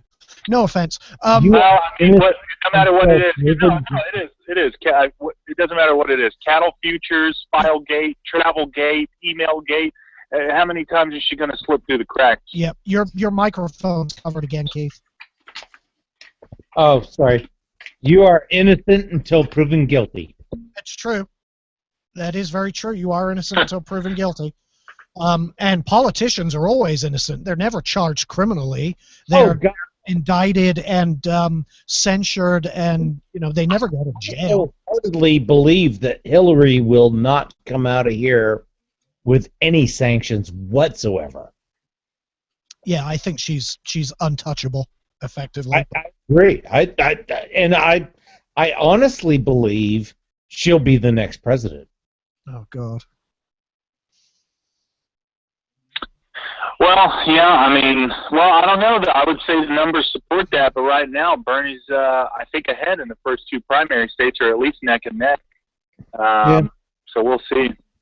Yeah, but I also see, from a political standpoint, that Donald Trump's support is kind of indicative of people not wanting politicians in office right now. Well, I mean, there's a big backlash against the establishment at the moment, and I agree. I think it's setting a statement. Yeah, I think that's not half. I think that's a lot of the reason for Bernie Sanders' current. I hate to say success, but I think it is success, especially when you're running against Hillary and you're, either neck and neck or ahead of her in the polls. He's the lesser of two evils. It's because for some reason people do not view him as the establishment politician. I don't know why, because he's the epitome of an establishment politician. But yeah, from the Democratic standpoint, he's the lesser of two evils. I think so. What do you say, Stephen? Well, I don't buy into the lesser of two evils. You should never vote for an evil, no matter how minimal it is. But I think he is the best candidate out of the entire pool. Republican, Libertarian, Democrat, whatever you want to pit him against. Do you view him as an establishment candidate? Yes, of course. He's a career politician. Well, I understand that. You got to be careful. No, you have to be careful with that term. Yeah, the establishment carries a negative connotation with it, that you're working with lobbyists and stuff like that. And he's not an establishment. He's an anti-establishment politician in that sense. Okay, that's what I figured. So he's not viewed as your typical establishment politician. He's kind of the outsider. Exactly. I mean, that's how he has been so successful up to this point. Yeah. And I'll tell you, one thing concerning Trump is Trump's base is made up of the same people who, when it was time to vote for Obama or Hillary, is made up of the same people who railed against Obama, saying that he lacked experience. Those people are now backing someone who's never held any kind of office in his life. Yep. And agreed. Stephen, I agree 1,000% with that. That's their mind. Yeah. Also, the same people who question his citizenship. Yeah. No, Stephen, I agree 1,000%. If that's even the thing. Mm-hmm. Trump is, and my point was, Trump is out there because people are tired, or at least maybe in the Republican side, are tired of a politician out there, and they're just like, this guy is not a politician. Well, it's irrelevant anyway, because our next president will be Marco Rubio. So there you go.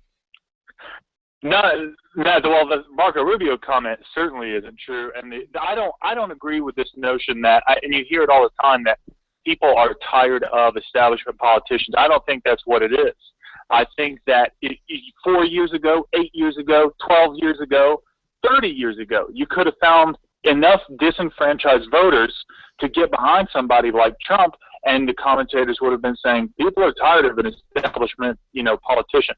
I don't think that's what's driving his base. What's driving his base is there's always an ample amount of people in any given country that you can rile up with fear, and people want to get excited. People don't always like the safety that a democracy offers.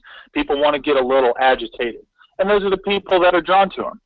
It's not that people. I don't think it's that people are tired of politics as it is. I think it's that it's just human nature. It's human nature. We have stupid monkey brains that every once in a while fall for dumb shit like this.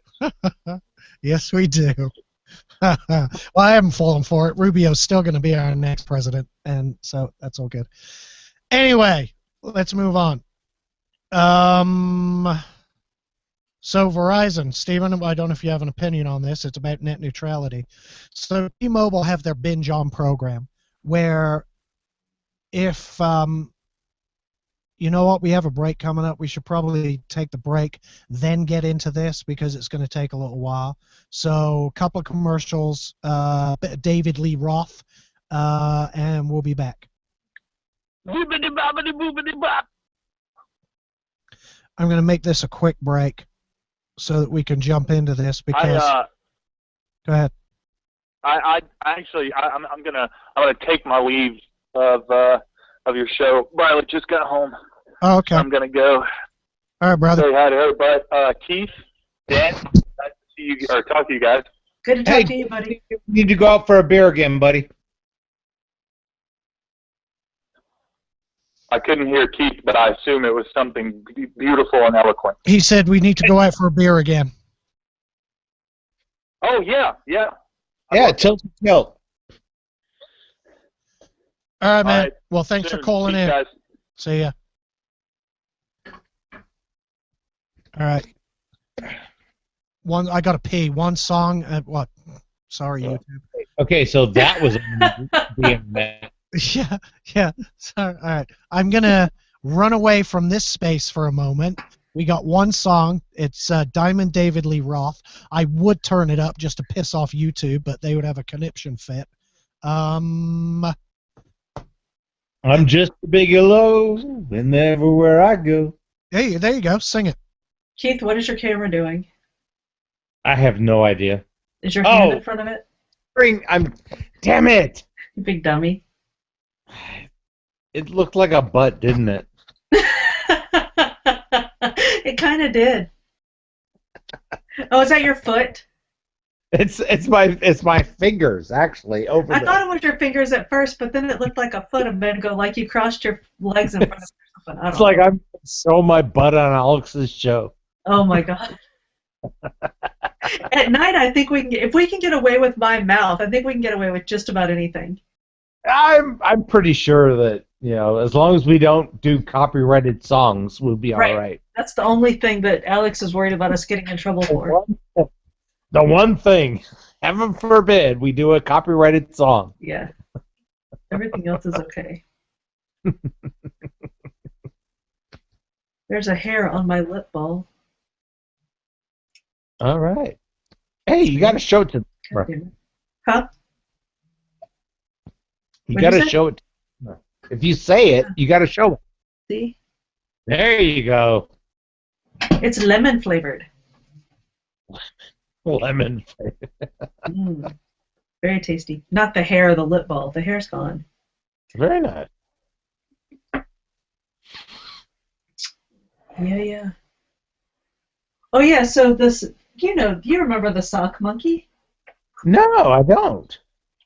Did that come from here? Now that you say that, I wonder if I got it while I was here. It's from my mama for Christmas.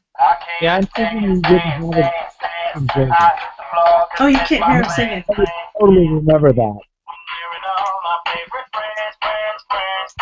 See, he's dancing.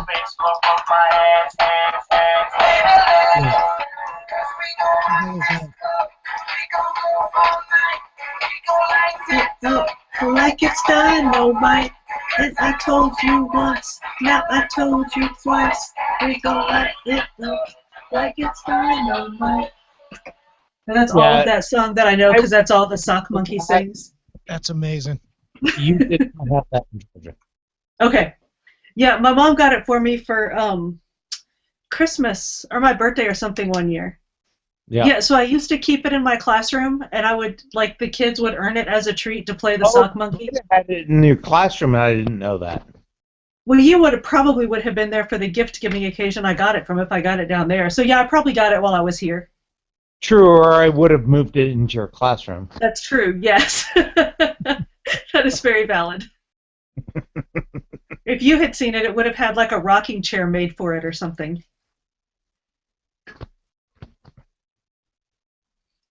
So yes, that's the So what else monkey. you got? You got a bunch of books. Oh, yeah, actually. Oh, hang on. Uh-oh, you're all hooked up. Oh, we've dethroned the ears. I ripped out my cord. Kurt and Daddy made me built-in bookshelves. Okay, so those are the bookshelves. I remember those being built. Yes. And then, random drawers of stuff, which Military Mike made fun of my office. And then that, it's like a built-in, I don't know if you can see. Use the word office. Huh? You got to use quotes when you use the word office. No, this is my office. I actually work here. But there's a desk in the, that's supposed to be the desk over there built into the alcove thing, but it just didn't work for me. So I had to have a desk imported. So is there any space that is clear? 20 seconds, guys. Well, that's my desk spaces right there. There's my notebook and stuff. Okay. And of course, I'm looking at my computer. 20 seconds. 5 seconds. 4. 1 second. All right, we're back. Let's dive into this Verizon free data thing. So a little background: T-Mobile have what they call Music Freedom and Binge On. Music Freedom allows you to stream music without impacting your data plan, so you stream it for free. Binge On lets you stream video without impacting your data plan, so you stream it for free. And how it works is T-Mobile have partnered with a bunch of third-party services, who have implemented the technical requirements for this to work. Now, Verizon are beginning to beta test their version of this. It's called Freebie Data. And it says, with this service, Verizon and partners hope to drive engagement with mobile content on its network by allowing customers to access various content without impacting their data allotment for the month. Participating brands and content providers to build smarter mobile marketing campaigns targeted to Verizon Wireless subscribers using either pay-per-click or pay-per-gigabyte pricing. Now, that statement there raises big old red flags with me. And here's the difference. T-Mobile, with their partners, no money changes hands. All the partner has to do is implement the technical requirements so that T-Mobile can recognize the data's coming from them and eliminate it from your streaming data allotment. Verizon are making their partners pay to effectively prioritize their content over unpaid content, which violates net neutrality rules. The reason this is an issue for me is because T-Mobile have come under a lot of fire for their binge on and music freedom services, people claiming that it violates net neutrality, when in actual fact it doesn't, because nobody is paying to prioritize their content. This isn't a way to market to customers, and it's not forcing anything onto the customer because it's optional. You go to your account settings and you enable binge on if you choose to use it, which obviously I do because I think it's a brilliant idea. Verizon, on the other hand, are going to be taking money from their partners, either pay-per-click or pay-per-gigabyte, so the streaming partner will be paying Verizon for the data instead of the customer, which is the very definition of prioritized content, which violates net neutrality law, or existing net neutrality rules, I should say, because they're made by the FCC. And I don't know how they can get away with this. And I wonder if these fucking virulent Verizon subscribers that were going after T-Mobile are going to go after Verizon with the same, vitriol that they've been using against T-Mobile. What do you know? Do either of you know much about this? Danielle, you do, because you sent me this story. I just read the article, and one thing that sort of popped out in my head was, I believe it says post-pay accounts. So I'm guessing it's not subscriptions. It's It's for Verizon customers that are post-pay customers, or what used to be considered a contract customer rather than a prepaid customer. So does that make a difference? It does, because when you're prepaid, you're really paying for X amount of data, X amount of text messages and things like that in advance. And right. I hate to say it, but you're considered a lower class citizen by the carrier when you're a prepaid customer. A postpaid customer is more valuable to the carrier. So they're going to offer this to postpaid people on postpaid accounts. I don't really know why. It's Verizon. They do. The Verizon are in the business of making money. Right.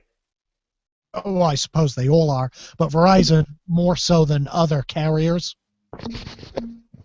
But as far as the rules go, I don't know if the post-pay bit makes a difference instead of it being subscription. Yeah, no, it makes no difference. As far as net neutrality goes, it makes no difference whatsoever. Net neutrality rules prohibit you from taking money to prioritize bits over bits. Okay. Right? Right. Or data over data. So what they could argue and what they probably will argue, is that they're not prioritizing the content. They are merely, in other words, the content is going to be delivered in the same way and at the same speed as all their other content. But the mere fact that they're taking money, and you know they're going to be pushed, the people paying the money are going to want this pushed to as many customers as they can. Right. There's no way that this is going to hold up to scrutiny under net neutrality rules. T-Mobile, I think, are fine because no money changes hands, there's no prioritization, and it's purely optional. I choose to enable binge on, and I can turn it off whenever I want to just using the T-Mobile app. It says nothing in here about this being optional to the customer.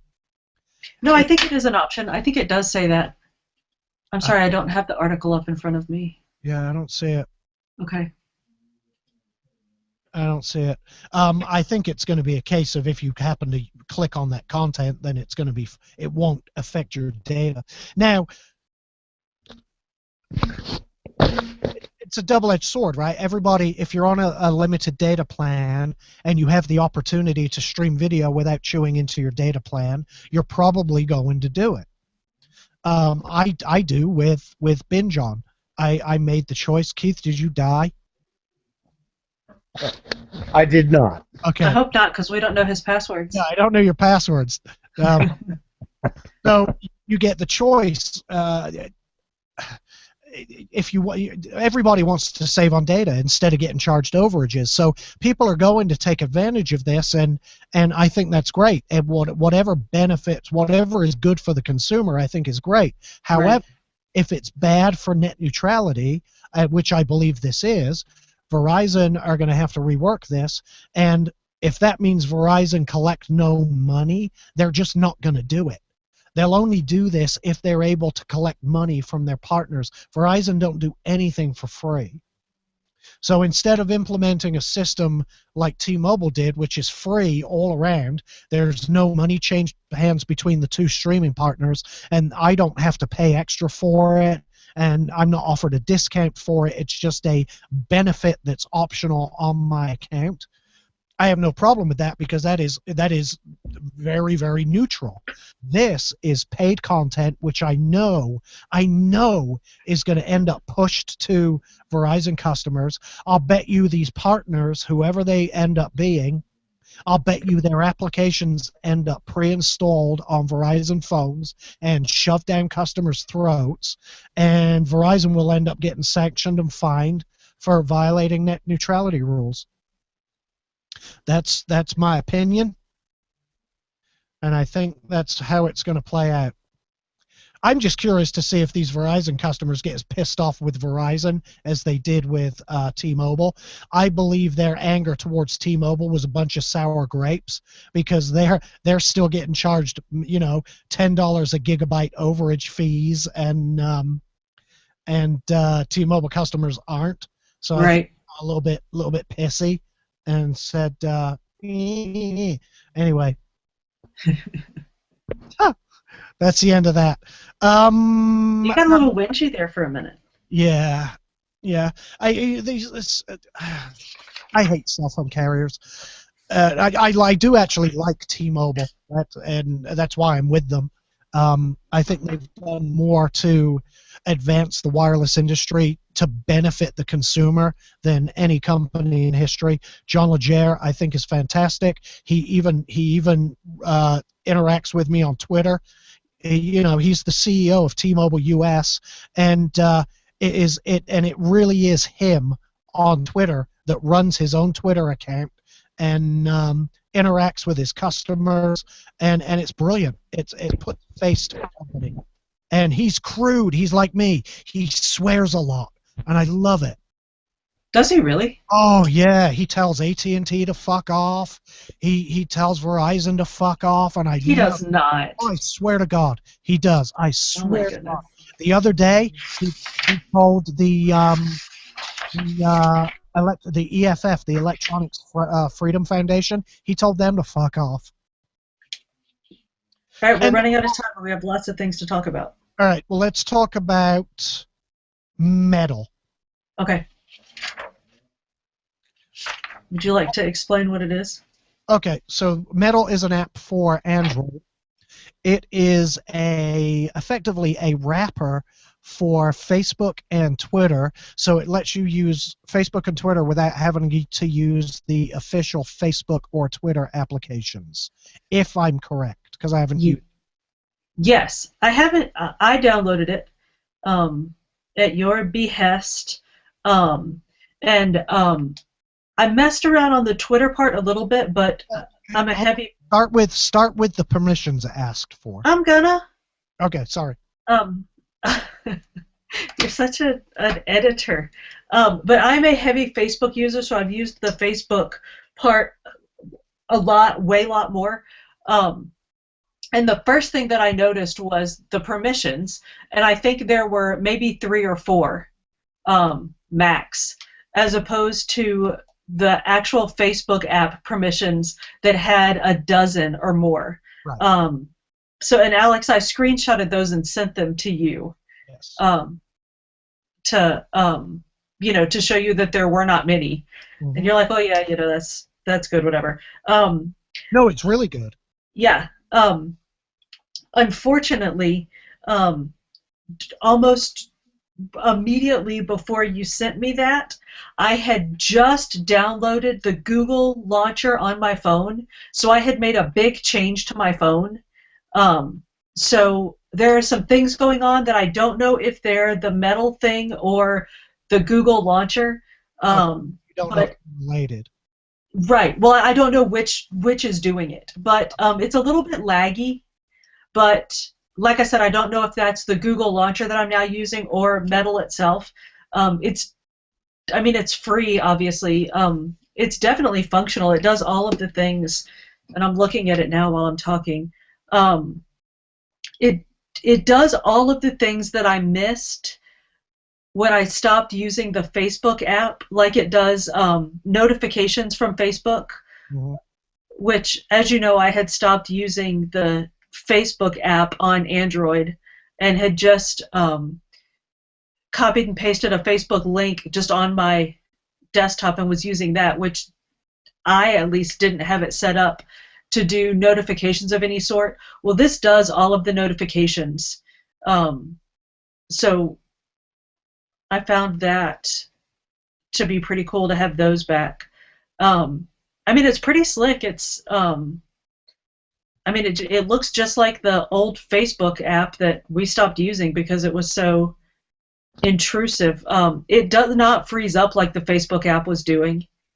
I don't know, can you see? I don't know if my camera will focus. But it looks just like the old Facebook. Is that showing up? Yeah, it's the I think what it's doing is taking the Facebook web interface and then rewrapping it and formatting it more like an application.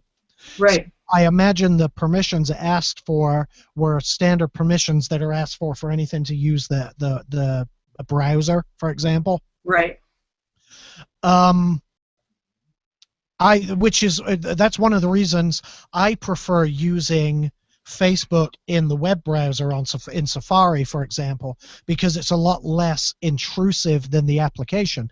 The application, it had a bug in it where it was keeping your speakers and microphone activated, right? Even when you close the app into the background, theoretically they could have been listening to every word I said. That's why I hate the Facebook application, because of shady nonsense like that. So anytime there's something available that limits their permissions and restricts their usage, I think it's great for privacy. Now, is it fully functional? You can share photos and post things and... I think so. I haven't come across anything that I can't do. And yeah, I'm sorry, I was pulling up the screen capture of the permissions, and it's location and photo/media/files are the 2 permissions that it asks for. Yeah. But yeah, I haven't come across anything that I'm not able to do. And I've got some, just to briefly, some parties going on Facebook that, I mean, require some pretty heavy Facebook usage. And I've been able to do everything that I wanted to do. You know, it allows me to manage my Facebook groups. I can set up, I mean, all of the things that I want to be able to do on Facebook, I can do using this. Right. And I think there are probably more ways to customize it that I just haven't spent much time messing with. There are different, I guess, wallpapers. Mm-hmm. Oh, Keith's phone just died. He bailed on us. Different like wallpapers or backgrounds or whatever that you can use, and I did those, but then I just put it back to the Facebook blue because that just looked right, you know. But yeah, I mean, I'm happy with it. Well, good. So it's something. Is it something you think you'll keep on using? Yes, And it's something you would recommend for the Android users out there? absolutely. Okay, good. I recommend it just because it can get the Facebook app off your phone, and anytime you can do that, I think it's a good thing. Plus, I'm kind of anti-Facebook, I guess. I don't know. Right. Well, and you know, like I said, I got rid of I stopped using the Facebook app. It's one of those bloatware things on my phone, so it's still in the background somewhere. Mm-hmm. But yeah, I mean, it was so janky, I had stopped using it. So, you know, this now replaces that. Well, good. So that's pretty slick. And I'm going to assume it works just as well with Twitter. We'll figure that out. So if you're going to continue using this, maybe you can try out the Twitter side of it. Yeah, I'm logged into. I just don't use Twitter much, not nearly as much as I use Facebook. But yeah, it's the same app, and you just, you know, it's a swipe from the side, and you pick if you want to be on Facebook or Twitter. And it's I wish they would have something like that for iOS, but Apple don't allow that type of application in the store, unfortunately. okay. Yeah, I wish they did. All But right, yeah, I mean, I think the Twitter one looks just as good. good. All right, well, let's go to a break. And when we come back, we'll talk about something else. How is Okay. that for a segue? That was a fabulous segue. I know. We'll be back in a minute. Do what, Scott? What are you doing? Oh, okay. What's up, man? I finally got all this kind of redone. Now it's got to switch over hopefully tomorrow on the Behringer, and then Yeah, I guess Keith either because did you see him? He was falling asleep in I his did chair. see him, yeah. Yeah, that was He fun. texted me, PHN died. So I guess his phone died. Oh, okay. He was trying to hang with us. Yeah, he was. Poor guy. It's 9 o'clock, man. It's Keith's going to sleep time. Yeah. That's funny. All right, so what we got coming back? I got all kind of stuff that we can talk about, but Yeah. I have the New York public Wi-Fi stuff. I don't know if you want to talk about Netflix at all. I don't know if that's even remotely interesting. I love Netflix. We can talk about it. Well, I mean, it's the VPN and the rate hike. Oh, right. Well, yeah, you know what? Let's throw it out there because long-term subscribers might be surprised by that rate hike. Oh, shoot. I think we're...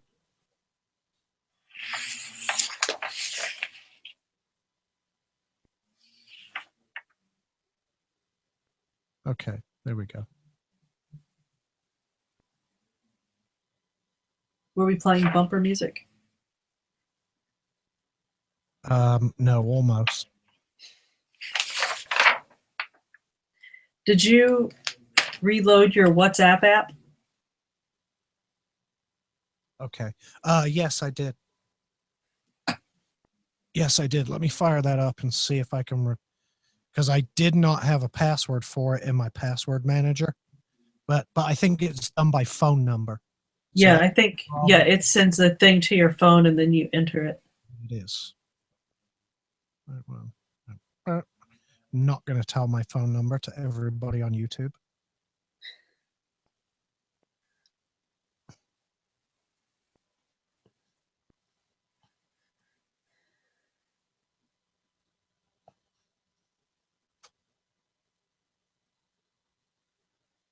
40 below here yesterday.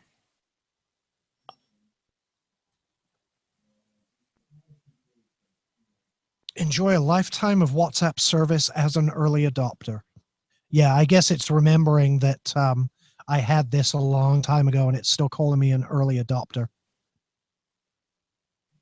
You know what I mean? Mm-hmm. So yeah, I did not get prompted to pay or anything. So Well, it's free now. yeah, there you are. I see you now. And all my contacts that were in here are still in here. But yeah, it remembered me from when I first signed up. Okay. As an early adopter, you get free lifetime service, which is irrelevant because I know that I paid the 99 cents, back when I was, Right. when I first started it. So I got it originally when I was still using BlackBerry. Oh my gosh. Mm-hmm. Yeah, because it's a cross-platform, messenger. So you can you can talk to BlackBerry, Android, Windows Phone, everything.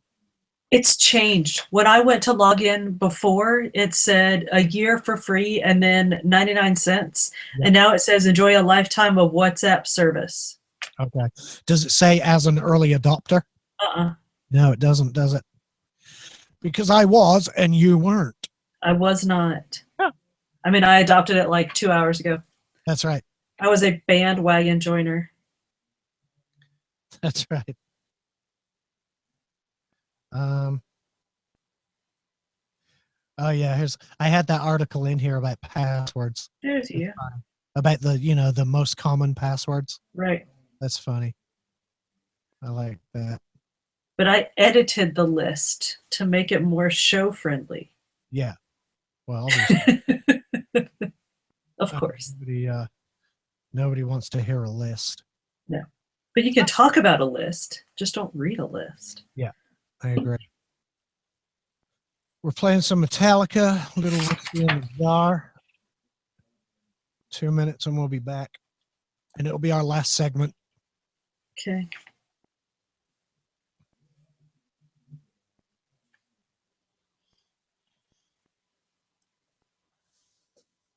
So I have an article here about how to waterproof your iPhone or Android phone. And it's this company. They have this liquid that you basically spray onto your phone and it waterproofs it, but you have to take the whole thing apart and like spray all the innards and shit.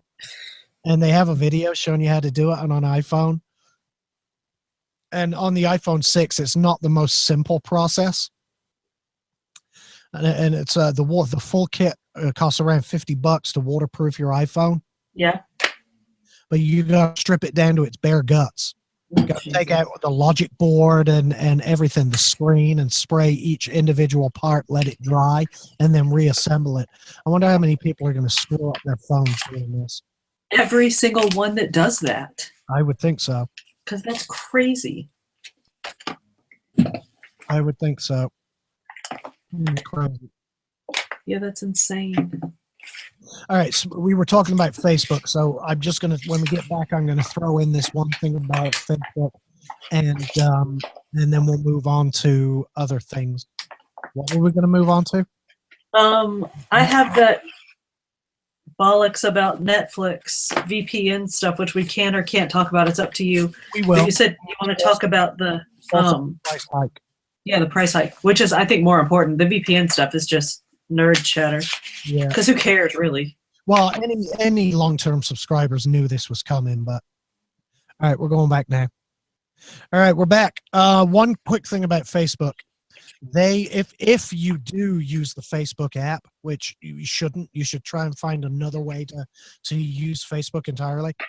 But if you do use it, they are testing out a new browser, a new embedded browser in the application, which is supposedly going to be faster and better, new and improved. Let's put it that way. It's going to be a new and improved browser inside of the Facebook app. So maybe keep an eye out for that. I don't know. whatever. Delete Facebook and use the browser is my advice, or use Metal on Android. All right, what's next? Netflix. Do you want to talk about Netflix? Yeah, go on. All right. Well, couple things. One is Netflix is talking about actually sort of aggressively pursuing banning those that use VPNs or proxies to get in to watch Netflix. Yeah. And what that is about is the subscriber agreement says that you are limited to content based on where you live, where your subscription is from. So, which is fine for us here in the United States because we get all the good stuff. Yep. But I guess in other countries, the offerings are far more limited. So people are using these virtual logins, which you can speak to that if you want to explain what that's about, the VPN thing.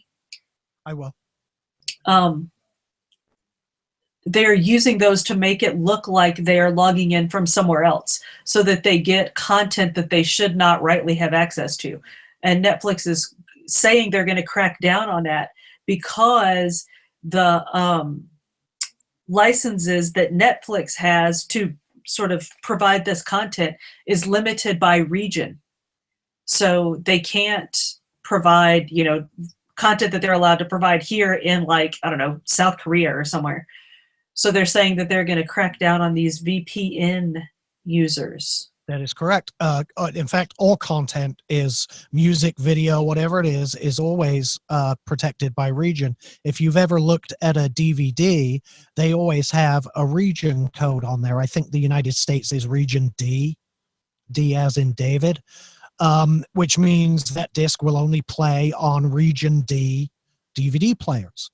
And all streaming media is licensed this way also. So a VPN is a virtual private network, and what it allows people to do is a company will set up a VPN in the United States, and somebody in England will log in to that VPN, and then that VPN gets their traffic and sends it back to them. So to the Netflix servers, it's looking at a US-based IP address rather than a UK IP address. Now, and the same with a proxy server. You log into a proxy server in the United States with a US IP, you can stream content back. And I've actually watched the BBC iPlayer that way. I've logged into a proxy server in the UK and watched a few BBC shows that way. Now, the only way to block it on Netflix's end is to block any IP address associated with a virtual private network. Now, there could be instances where this affects users in the United States. For example, people behind a firewall.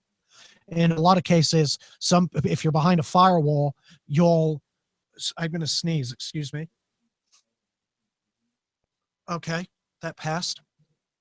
If you're behind a firewall, in some cases, your only access to content like that is through a VPN. So if they just blanket block all VPN traffic, they are potentially blocking a lot of US subscribers as well, which could put more pressure on the content providers to provide a wider license for their content.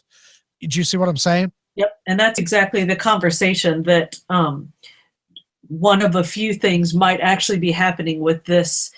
I don't know if it's necessarily like an official statement coming out from Netflix that they're going to do this, but this conversation opening up might be a way to pressure, influence, whatever, these licensing providers to provide broader licenses. Yeah, and I hope it does, because if they shut off VPN traffic or traffic that way, all it's going to take is for the VPN host to get a new IP address that Right. they're not familiar with, and the traffic picks back up. So it will be an ongoing fight, and it's a fight that the content providers ultimately lose.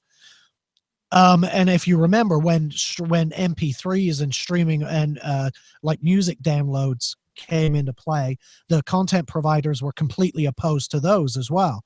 It's like they fight tooth and nail anything new, right? Right. So they're going to spend a lot of time and effort trying to fight this instead of saying, you know what, this is the status quo. Let's just offer a global license, make a little more money off of it, and try to please everybody. Because at the end of the day, we're their customer. Right. You know? Netflix are the middleman. They're the go-between. And I know a lot of people will, if they get their content cut off, they're going to blame Netflix, but they really should be looking at the studios. They need to be looking at the content providers. And if your access to content gets cut off, don't go bitching to Netflix. That won't make any difference whatsoever. You need to go bitch to the people that own the content, the NBCs and the Comcasts and the Disneys. You need to petition them and ride their asses to get the content available globally. So and they need to actually compete in the world market, because people are going to get this content one way or another. They're either going to do it legally through Netflix, or they're going to do it, they're going to download it some other way. Right. So the other Netflix, sorry, did you have more? No, I just said it's inevitable. The people, they're going to get access to the content they want. Right. Instead of fighting it the way they fought against, MP3 downloads and digital music sales, the providers just need to step into the 21st century, accept that this is the reality of this world now, and find a way to make it work. Well, and Netflix is pretty much everywhere except China. They're in 190 countries. So, yeah, like you said, it is a global marketplace, to use a exceptionally trite phrase. Catch up. So the other Netflix tidbit we were going to share was that Netflix has been incrementally increasing its prices over the past couple of years. And you and I, as early adopters, have been grandfathered in. Right. We're still on the original price. Right. Paying the price that we were paying. Mine, I think, is $7.99 a month. And it will jump. We were grandfathered in for 2 years. And that 2 years is just about up. So I think everybody's Netflix is going to jump up to $10 a month, is what the article that I read said. Yep. Now, shortly. New customers in the last 2 years, anybody new signing up is already paying the $10 a month. We were given a 2-year grace period, and we were all notified. I got a ton of emails about it. So it really should not come as a surprise to anybody, even though it will. Right. Some people are going to bitch and say, well, you never told me my price was going up. Yes, they did. It's going to be $10 a month. And I think it's, for me, a small price to pay. Especially I'm saving money now because I'm letting Hulu expire. As I told you before the show, right. I hadn't watched Hulu in 2 months, so I just ended my subscription with them. So I'm saving $10 right there. So the extra $2 for Netflix I'm still going to be ahead of the game. Yeah, and I think there's another subscription price point. Mine, and I believe yours as well, is just streaming. But I know that there was one that included streaming and DVDs. Yes. And I think there is still content that's only available on DVD on Netflix. So I think there's probably a price point that is streaming and DVD availability. But I think what we're talking about is the streaming only. Yeah, the plan I'm on right now is I guess it's the 2-screen high def plan with Netflix. And they also offer a 1-screen standard definition plan. No, that must be what I'm on, because mine's $7.99. What are we paying? $7.99? Yeah, that's mine, $7.99. I don't know. I guess I'll have to figure out what's going on there. But you think that if you get hit with the price hike, you think that there's actually a lower streaming plan they can switch to, right? I'll send you the article. But yes, that's what it said was that, it was kind of like a little, it seemed to me to be sort of like a pissy statement from Netflix saying that if people didn't want to pay the $10, then they could not have the option of HD streaming and stay at a lower price point. But I don't know if that was just like a little sort of pissy jab from Netflix or if it's an actual option. So that remains to be seen, I guess. Yep, we shall see. Yeah, I guess okay. So their current pricing is $9.99 for the standard plan, which I'm actually paying $7.99 for. So mine will go up to $9.99, and I can keep it that way. And that lets you watch it 2 simultaneous streams. Or I could bump it down to the $7.99 plan, which is 1 simultaneous stream, which I won't be able to do because I have somebody that actually uses my Netflix with me.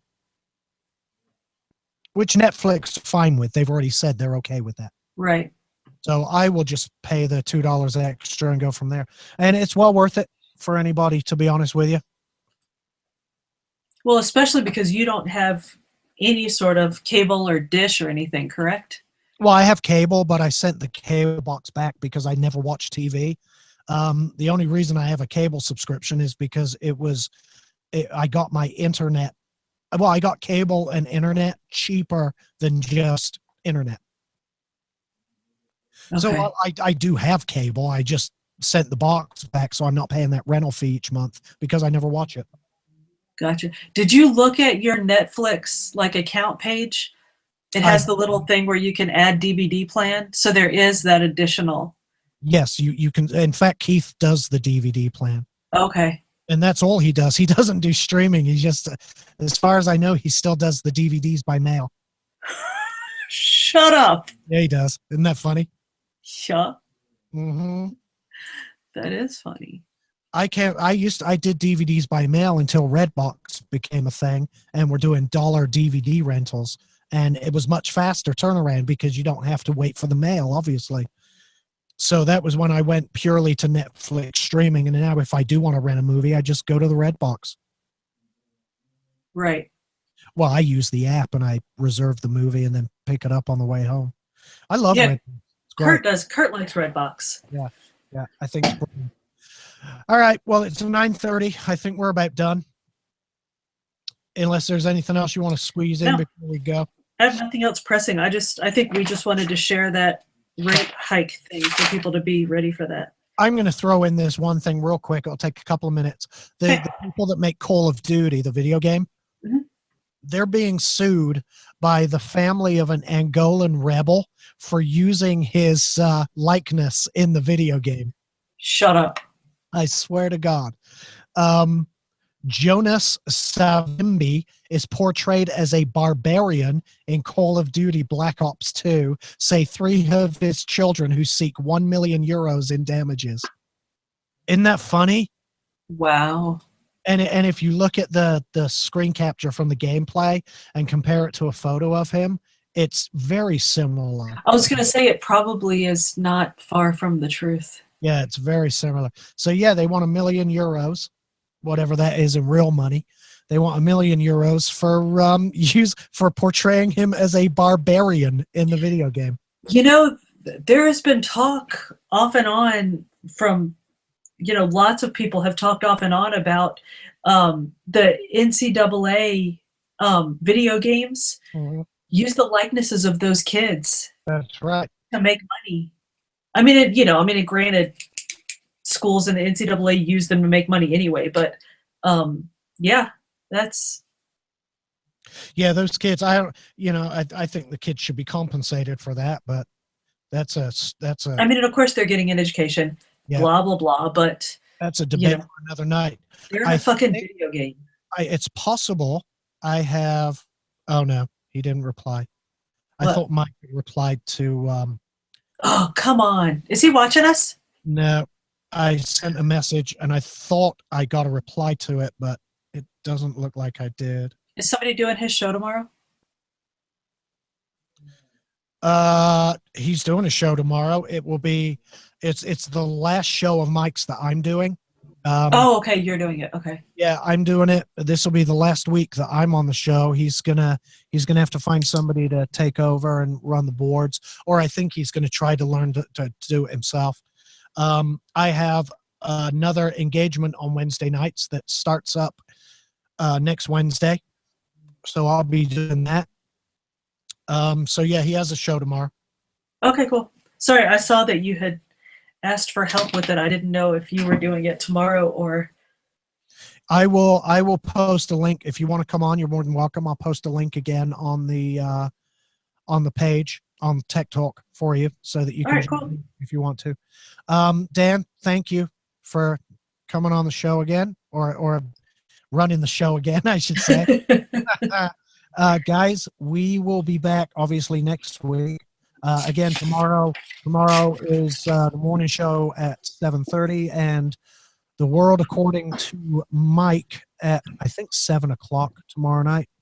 He'd said something about 6:30. I don't know what he was talking about. But tune in for that if you want to. He wants to talk about illegal immigrants and refugees. And I said, do you want to talk about immigration and the broken system, or the people themselves? I think he just wants to bash immigrants for a little bit. So that will be tomorrow. We'll see. That'll be tomorrow. We shall see. We'll see how that goes. And he says he has a couple of other topics he wants to talk about, so we'll see. It might be an action-packed show. Who knows? And that's it. I think latest talk on Thursday. But more importantly, we'll be back next Tuesday. We will be back next Tuesday. Yes, we will. And hell, we'll see you then. Still got nothing to go out on. Tech Talk. All right. TikTok out. We're out of time. We're done. See ya. One day I'll learn how to end a show.